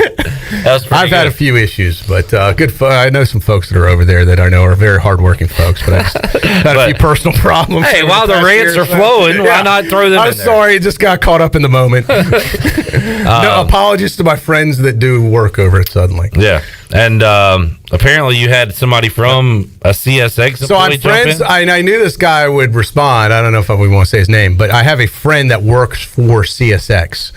And now he's a worker. He's not the part of the management team, but he is has a lot of knowledge about the situation. We'll just call him David, because that's his name. But he works for CSX, and he kind of explains some of the situation. Yeah. Yeah, and folks can read that if they want to. Yeah, you can read it. He did say I'm not a jerk, so he got and I said I wasn't referring to him. I was referring to the guys. Went full George Costanza. The jerk store called. I was referring to the people above him, the management. But anyway, this got a lot of traction. The railroad deal is. Even Glenn Webb responded, who used to be a county commissioner here, who is now. Correct me if I'm wrong. He is I was not going to say commissioner. He's the police chief of Pinehurst now. Mm-hmm. He weighed in and he said he found out when he was a Pitt County commissioner that the railroad companies have more power than Congress when it comes to easements and different things. That's what I'm basically seeing as I read this. So basically they have the right and the right of way, and they can close things down when they need to, and they don't have to check with anybody. And it's just the way it is. And look, the railroad company has been here a long time, and the railroad tracks, we should say. A lot of them predate some of these roads. So they were like, hey, look, if you have a problem with it, build a bridge over the road. When I talk to my railroad friends, that's what they say. Yeah. But I see both sides of it. But my point was, hey, look, those are two major thoroughfares in Greenville. How about, and whatever the repair is, I don't know. I'm glad they're doing it if that's what it needs to be done. But could we close just one major road at a time? Could they close one, fix it, then move on to the other? Yeah. Don't close both at the same time. It really paralyzed this side of the city for quite a while, for a couple of days. And if it can't be done at night, can you do it on days that are like a Sunday that's not as busy, perhaps? Sure. Does it have to be the middle of the week? And I just, that was my point. I get that it's going to be done, but could they have worked with the city a little bit more as far as the timing? Could they have scheduled it, spaced it out, just one road at a time? Those were my things. I know that they've got to be done, but that was my beef, and it grinded my gears. Joe said, Troy, how dare you compare someone to Suddenlink? That's a low blow. I tell you what, Suddenlink taking some stray bullets here. Taking a lot of incoming fire lately. And this railroad debacle. Yeah, so that's a whole nother issue. So what is the update? Greenville Boulevard's open. Greenville Boulevard is open. Fire Tower. Actually traveled over those new tracks, I guess, or whatever they did today. Fire Tower, I am. You know what? If you can tweet me or notify us, I do. I'm about to find out. As far as I know, it was still closed today. If it has reopened as of now, let us know. We'll let people know. But as of last time I checked, they were still working on Fire Tower. Once again, that's by Sam Jones. Yeah. And Familiar Restaurant. And the problem is it's closed both ways. Like, it's not like they didn't even keep like one lane open and funnel everyone to like one lane each direction. Like, it was just shut down both directions. So it was a hot mess, Clip. It was. Glad you got home. I did. It took me a few extra I got caught up in it yesterday. It probably took me an extra 30 minutes to get home. No, you're talking what time? About 5 o'clock. See, I'm talking like, this was probably 10:15. So it's at night. There's like no cars out there, really. Yeah. I would have been way more upset if it was at 5 o'clock. Steve Hill said Fire Tower is still closed, weighing in on our Facebook page. So, well, Steve Hill saying Greenville Boulevard will close again tomorrow. Well, that's new information for me. I will take his word for that. I'll be taking a new route home then this evening. And then what was it? Dickinson Avenue down to like one lane today. They were doing some other, like putting a sidewalk or something in it. Looks that was like my other route. Yeah, well, it was open. It was just down to one lane. I came in that way. It is one lane. They got it going pretty good. So. Yeah, but it was open at least. All right, the trade stuff is a hot mess. I mean, it's just there's not a lot you can do about it other than complain. John Moody. Now we're receiving multiple sources, Troy D, that Greenville Boulevard will close again at 8:30 a.m. God, for how long? See, this is the thing. Like, I need to know how. If you say, okay, we're going to be back open at noon, I'll be okay. But this like indefinite closing drives me crazy. Yeah. Like, when will it be back open? They don't communicate well. If they would like send out a press release to us in the media, we could communicate that. All they say is we're closing. Well, when are you opening? That's the information we need. Gives everybody a freaking panic attack. By the way, happy birthday to Jenny Shelton. Happy birthday, Jenny. Our Jenny. Yeah. She says, no route is safe. County Home Road had a flagman. Winterville had backup this afternoon. Nowhere to go. I think we just ought to issue the stay-at-home order again. Not for COVID, but just because the roads suck. Everybody stay at home. And if it's not that, it's the potholes. Don't get me started on that. That's not even... Arlington looked like the freaking moon surface the other day when I was on it. I'm afraid to go get my car realigned because it's just going to have to do it again the next day. What am I supposed to drive, a Rover? Hilarious. Mars Rover smack. I mean, have you noticed the potholes, though? For real? Yeah. I think it's the worst it's ever been, and maybe it's because of all the rain we've gotten, but... Could be. Hate to turn this into a bitch session, but yeah, this is what it's been. But you started this clip and you liked it. I wanted to talk about. You knew this would get me going. You like that? You know how to push my buttons. Consider them pushed. I just thought it was funny that like my wife went to. Well, did you not see Troy's rant? Like it was like the new like national news. Right. Well, I guess for Greenville, got some traction. If anything's happening, Troy's Facebook first to see. And I did make it public so people that don't, I'm not friends with technically on Facebook could still see it. So, so it could be newsworthy or it could be shared. Steve Hill saying they send you on a detour and then they close the detour. And as Scott brings up, like DMV traffic and like Atlanta, yeah, we get it. Like there's traffic everywhere, but this is our community, right? We're talking about what's happening here. Exactly. Yeah, we're a Greenville-centric station, Eastern North Carolina first type of people. Like I don't want to be traveling in LA there's a reason we don't live in Atlanta because we don't want there's a reason we don't live in Seattle because we didn't want their weather that we had all last month. Yep. There's a reason you don't want to live in Raleigh where construction is happening all the time. Like, I don't think there's ever a time where there's not construction going on. But see, I complained enough about the weather last month, and now we got that fixed. Mm-hmm. So if I complain enough about these railroad tracks and potholes, we can hopefully next month we can get those fixed. What's your gut feeling on that side? On what, the tracks? You've had a good intuition. How you feeling about this train track situation? I think that'll be fixed within the week. Okay, good. Yeah. Good. Probably by the weekend they'll have it ready to go. I think by Monday we can start fresh. The potholes is another story. This flat bill hat has really caused me a lot of pressure on my frontal lobe, by the way.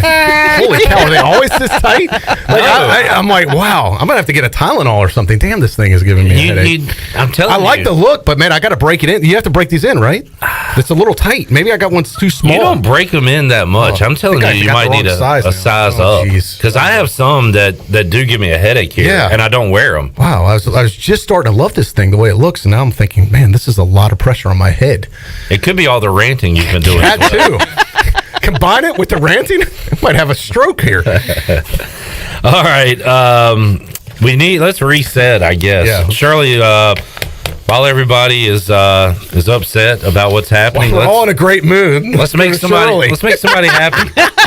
This was the happiest day I've seen Shirley in a long time, by the way. Can we talk about that later?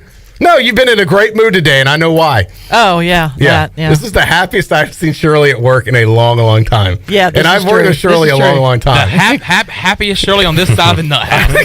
No, I will. And the reason Shirley was so happy is because she had permission to be just mean and nasty to everybody. Oh, yeah. We should do this like once a month and let Shirley just be softball Shirley, which is what you'll have to stay tuned to our social media to find out why. Mm-hmm. But we let Shirley for the first time ever be softball Shirley at work. And she I could blew say the or doors do open on whatever it. she wanted to everybody here. And everybody got their turn.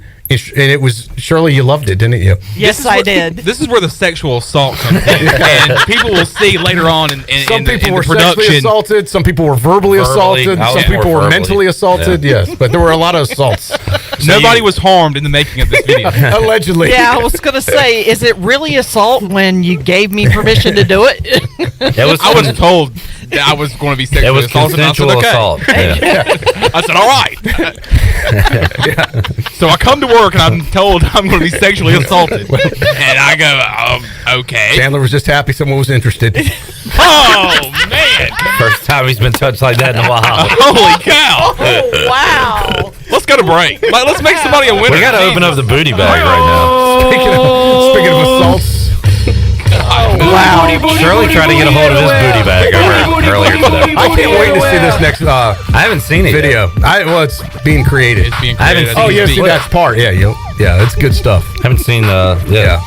All right. For folks that don't understand, we've been doing a lot of if you remember the old school Sports Center promos, this is Sports Center. We're doing kind of this is Pirate Radio. I'm having some fun. Yeah, and they've turned out really cool and fun. I mean, some of them are, a little goofy, fun stuff, funny. But we've got a new one, I think, hitting on Friday, Clip. Mm-hmm. Softball Shirley coming to a social media account near you. Yes, exactly.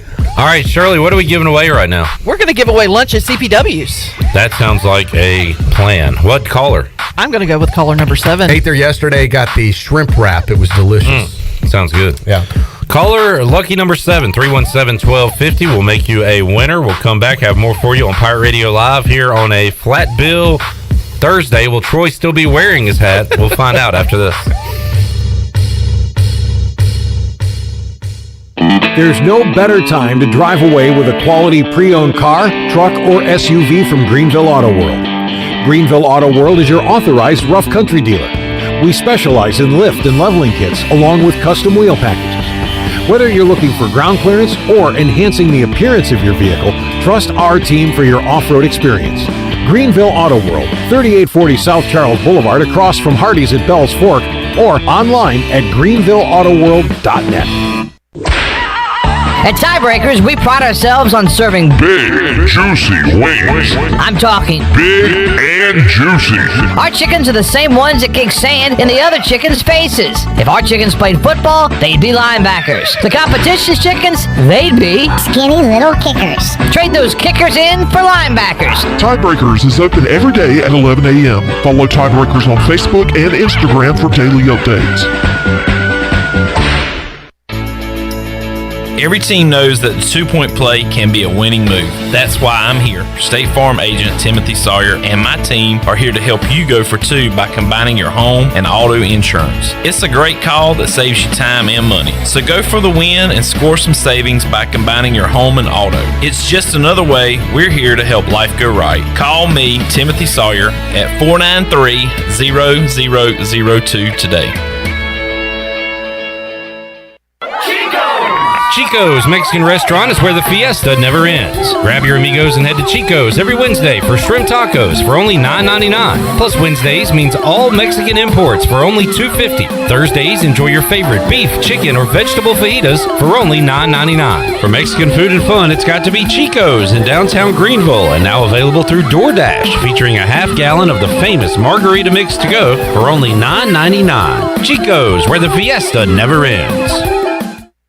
A car wash experience like no other is here at the new Tommy's Express. You'll enjoy a gentle belt conveyor ride through our bright, inviting wash as luscious foams and soft cloths treat your car like new. After a final rinse, wax, and blow dry for a beautiful spot-free shine in just about 3 minutes, help yourself to our free vacuums and mat washers.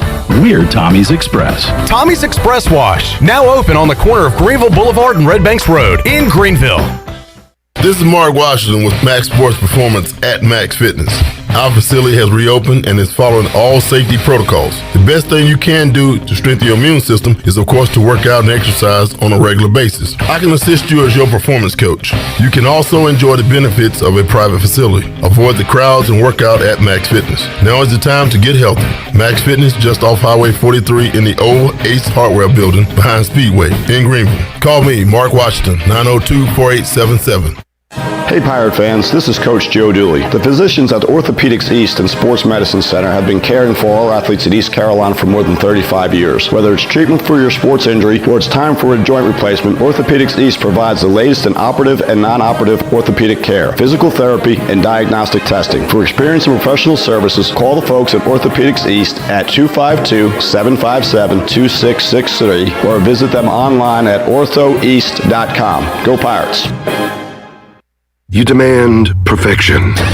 That's why you drive the perfect car. Okay, maybe it's not exactly perfect, but it's perfect to get you to Domino's for their perfect $7.99 carry-out deal. Carry out any 3-topping pizza or a 10-piece order of wings, smothered in delicious sauces like hot buffalo, garlic parmesan, and honey barbecue, just $7.99 each. Demand the perfect carry-out deal at Domino's. Carry-out only. You must ask for this limited time offer. Prices, participation, and charges may vary. Excludes XL and specialty pizzas. Crust availability varies by size. Pirate Radio. We are Eastern North Carolina's football program. In time, we will be North Carolina's football program. The voice of the Pirate Nation.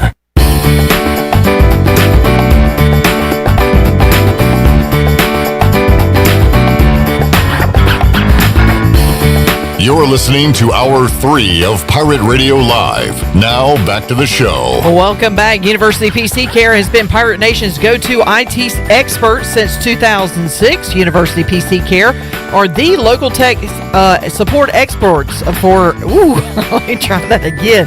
Local tech support experts for any business needs. Let University PC Care take care of it so you can take care of business.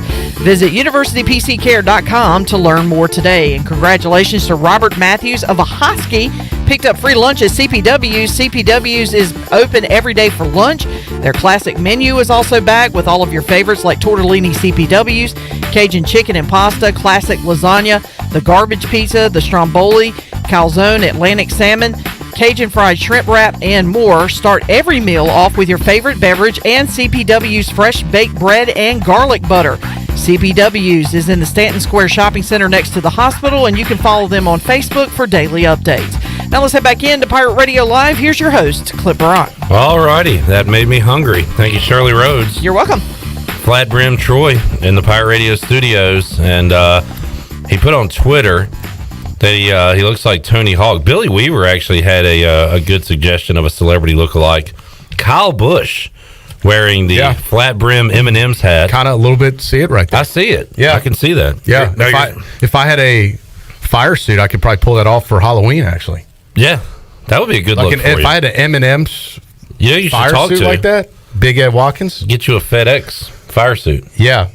That'd be a great Halloween outfit, wouldn't it? Yeah. Go as a NASCAR driver? Might be annoying to walk around in all night, but it would be an awesome look. Oh, that'd be fun. For pictures. Yeah. You think you would take pictures of it?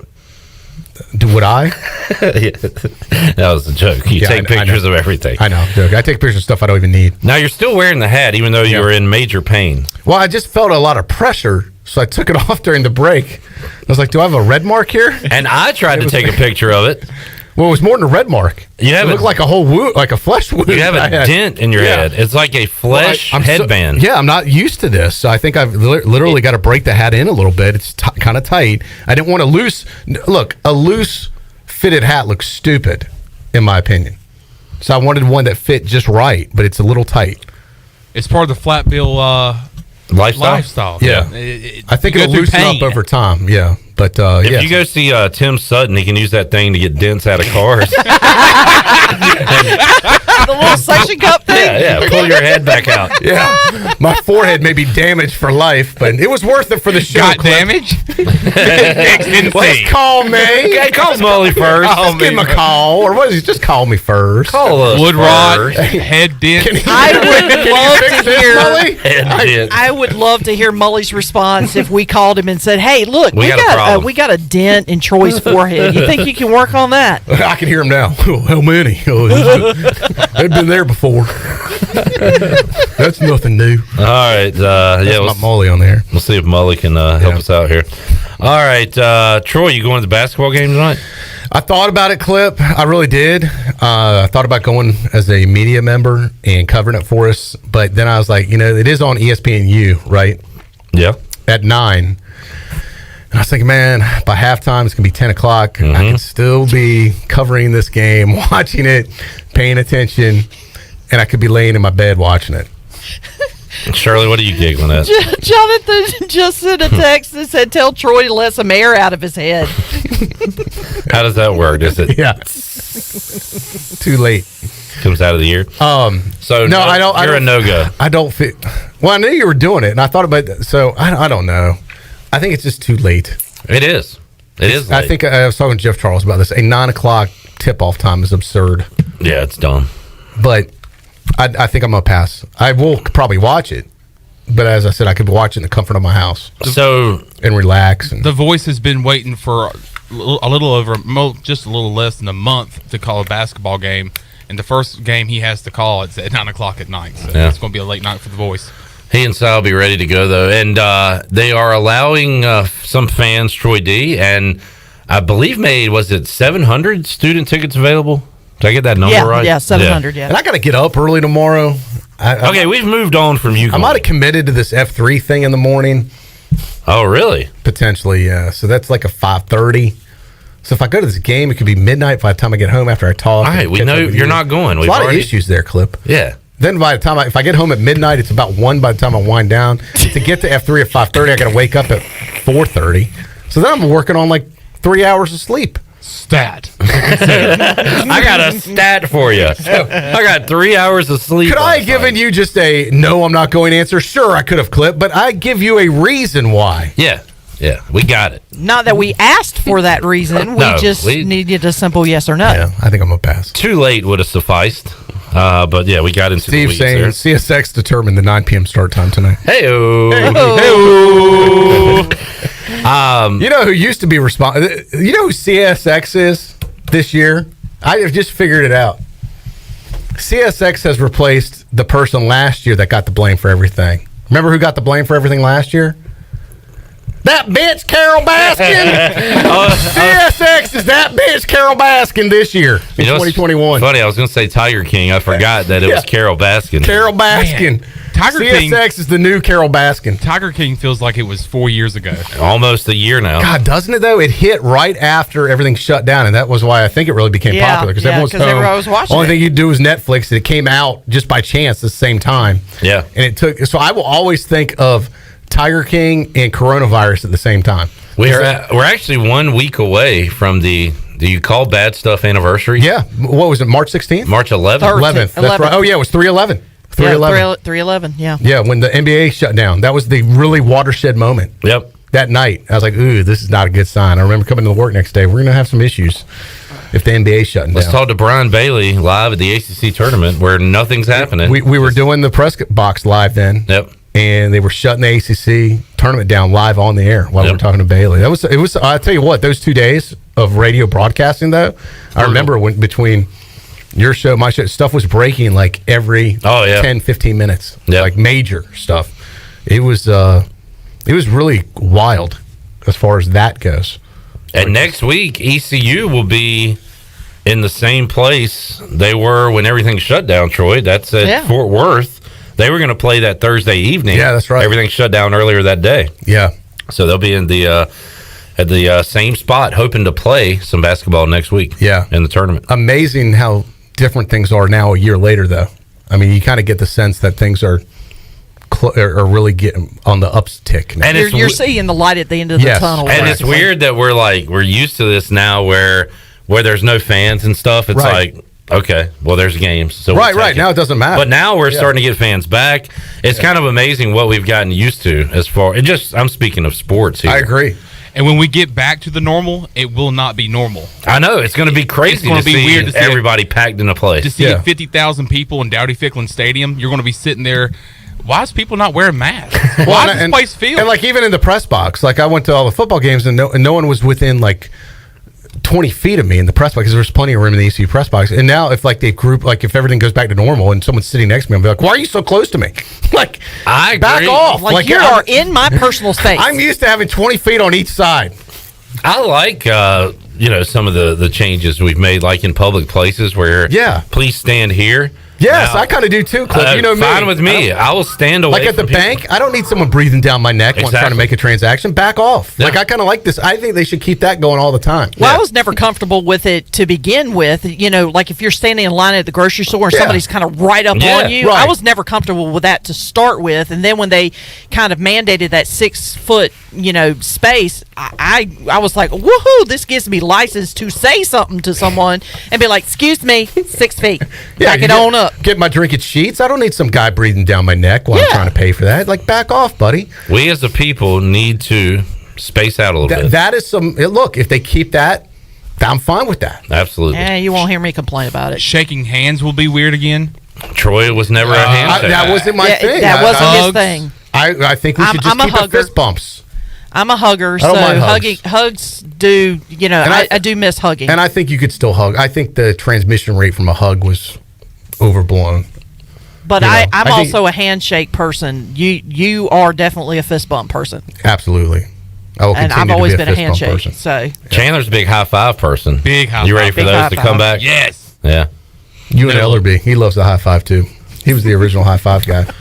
By the way, Jonathan Ellerby at the Jonathan Ellerby news desk typed in earlier that Harold Varner III tied for 43rd. He shot even today at the Arnold Palmer Invitational, and we'll tee off around noon coming up on Friday, so we'll be keeping an eye on that. They serve great iced tea and lemonade together at that tournament, by the way, I hear. Wow. Oh, yes. Wow. Hold on a second. Thank you. Nice. I was on the wrong screen. The next stop on the Troy's Tea Tour. How do you feel about an Arnold Palmer? Not a fan. It's too sweet for me. If I'm going to do lemonade, I just want lemonade. If I want tea, I want it unsweet. Don't mix the two. I think it's disgusting. I do miss tea, though. So even if you go unsweet tea, the lemonade in there will make it too sweet? Correct. It basically turns into sweet tea. Yeah. Yeah, I don't need that. If you like sweet tea, it's probably fine for you. But no, I go unsweet tea or just lemonade. That's pretty cool to have a drink named after you, though, right? The Arnold Palmer? Yeah. Yeah. That'd be cool. What would other people have drinks named after him? Who's Tom Collins? Tom Collins. That dude. My drink of choice. Is that a person? Is that like I'm sure it is. That is my drink of choice. Tom Collins came up with it. Choice. That's Shirley's go-to drink? That is my go-to drink. Those are decent. Morgan Ehlers has Cat and Morgan named after him. Well, yeah, people forget that. Yeah. What's it say, Clip? At the very top. It doesn't say anything about it just tells you made from gin. The person's name or where it came from. History. The origin of the Tom Collins remains to be established. The historians of alcoholism. What? Alcoholism? Jim Collins, a drink known as a John Collins, has existed since the 1860s. You know what? I want an Eric Collins. I don't care. Here. Give me a Kerry Collins. Oh, no. That's too sour. That thing would spill all over the place. Hello. All right. Any other names? For drinks? Yeah. Elijah Craig. There's a Shirley Temple. Oh, yeah. Good call. Yeah, named for Shirley Temple. There's a Bloody Mary, named after the myth. The myth. Yeah. Say it 3 times in the mirror. Yeah. Yeah. Surprised that hasn't been canceled by now in this day and age. Could be next. I'm trying to think of a. Next on the hit list. Trying to think of drinks named after people. Yeah. Sam Adams. Yeah. Beer. Sure. Jack Daniels. Jack Daniels, good one. That's a company, though, right? Yeah, it's more company, but yeah, I mean, if you're going by names, but as far as specific drinks that are made into Evan Williams. The hell is that? We're just seeing who the biggest alcoholics here are at this point. Evan Williams. You've never heard of that? Yeah, it's a liquor company. Well, that tells you how much I drink. Go to. Well, that tells you about how much I drink. I had no idea what that was. That's a good thing that you don't drink. They name one after Chandler. Did you know that? Oh, what's Have not. It's called the Virgin Daiquiri. Thank you. Thank you. Jesus Christ! A lot of Chandler. Welcome, new guy. Stuff I'm going getting on today. some bullets from the CSX or whatever the hell it is, and Suddenlink. I'm getting some of those bullets. I actually have my own personal battle with CSX, but in the town of Farmville. Oh, really? Yeah, because my mother's house, I actually own my mother's house, and the property line kind of butts up against like a ditch where there's a railroad track. And the railroad, that ditch gets overgrown, and when it rains really heavily, it starts to flood, and it'll flood all the way up the street and into the yard. Mm-hmm. And I got so frustrated one day that I actually went to the town. I said, could somebody tell me who I need to send the bill to have all this water removed from various places, because it was flooding and everything. And I said, who am I going to send that bill to? And they were like, well, you can send it to CSX, but they're going to tell you it's the town of Farmville and vice versa. And apparently they've been battling for years over who is supposed to keep that ditch maintained. Yeah. And in the meantime, I'm caught in the middle as a homeowner. So yeah, I've got a great joke here, but I'll have to give it to you off the air. Yeah, you're going to have to give it to me off the air. I've got a great one-liner for this, but I'm going to have to give it to you off the air. Yeah, either way. To me? No, Shirley. I was about to say, I've had enough. I bought the property 6 years ago, and I'm still battling the railroad company over who is responsible for keeping that area cleaned. All right, we got to get Detroit's off-air joke, so we need to take a time out. I'll write it down for you, Clip. Oh, what did you do? No. It is. You're right. It's more of a one-liner. Yeah, it's a one-liner joke per se. Yeah. You're going to have to lift it up or whatever. I think we should say that one on the air. Is it appropriate? You own Pirate Radio. Yeah, you're the guy. Well, I don't know if it's appropriate. I'll tell Shirley off the air if she feels it's appropriate. It's appropriate to say to Shirley because she can take a joke. Right. I can take a joke. You know me. It's not. There's not a lot that you can offend me with. If I'm offended, is that a challenge? No, that is not a challenge. If I'm offended, you've gone way too far. All right. And when we come back, Troy will be in a full body cast. You want me to tell you off the air or on the air? I don't care. All right. Say I was just it. going to joke because you were talking about you're in a battle. Yeah. Between Farmville and CSX, and you're having to clean out the ditch. Yes. So I was wondering if that makes Shirley the ditch bitch. Nope, because Shirley will pay someone else to be a ditch bitch. Biatch. All right. When we come back, we'll have a special guest. EMS will be here to help Troy. We're back with you after this.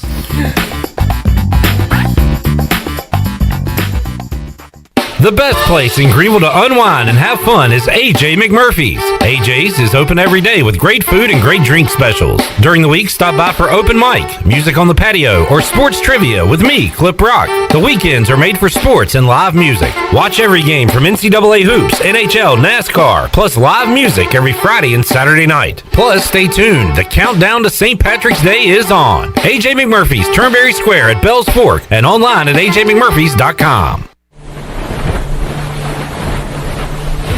Hey Pirate Nation, Big Ed Watkins here. As a former ECU football player, America's Gas Man, 3-time NASCAR champion, and 3-time Daytona 500 champion, I know what it takes to win. I also know what it takes to make folks happy on the water. When I'm not at the track, I'm making deals at the hottest boat dealership in North Carolina.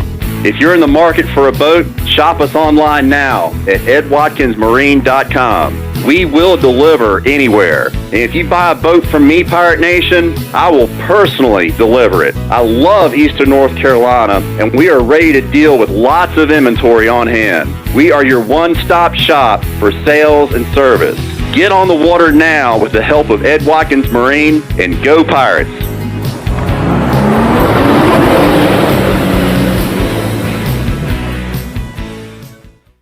Warren's Hot Dog Pizza, homemade lemonade. Hey, Pirate Nation, Warren's Hot Dogs, 2 locations are open for business in Greenville and Chocowinity. Both locations have drive-through windows, so stop by today for hot dogs, pizzas, subs, apple and peach turnovers, homemade lemonade, and breakfast in Chocowinity, featuring homemade cheese, ham, and chicken biscuits, plus sausage dogs and more. Warren's in Greenville, across from Ron Ayers Motorsports, and in Chocowinity next to the fire department. Warren's Hot Dogs. Want some? Get some. Hi, this is Jeff Charles, and welcome inside the booth. March means March Madness and hoops, but March also means spring football for the Pirates. I'll have some thoughts next. Hosting Pirate Radio Live from 3 to 6 every afternoon can get stressful. It's nice to relax sometimes, turn off the brain, and get some peace and quiet.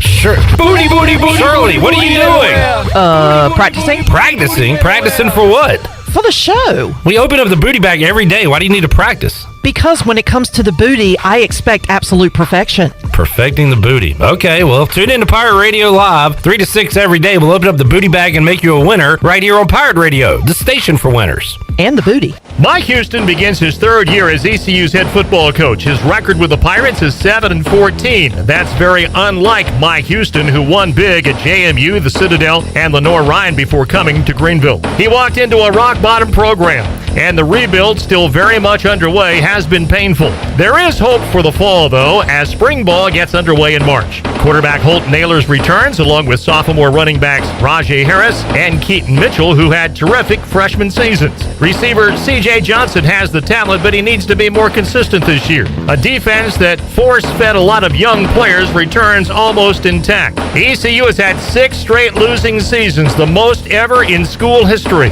Breaking that streak won't be easy this fall, but if the dominoes fall the right way, it's possible. Come on back again next time, and we'll visit inside the booth. The Rick House is Eastern North Carolina's premier American-styled restaurant and bar. Join us at the Rick House for mouth-watering steaks and the best burgers around. Check out the spicy mahi risotto or the bourbon pecan salmon. Wednesday night is date night. 2 salads, an appetizer, a bottle of wine, 2 entrees, and a dessert for just $55. Thursday is ladies' night with $5 martinis and special apps. The Rick House, American Provisions and Spirits, 710 Red Banks Road beside the bowling alley in Greenville. The Rick House. This is Marcus Crandall, former ECU Pirate and Grey Cup champion. And you're listening to Pirate Radio, the voice of the Pirate Nation.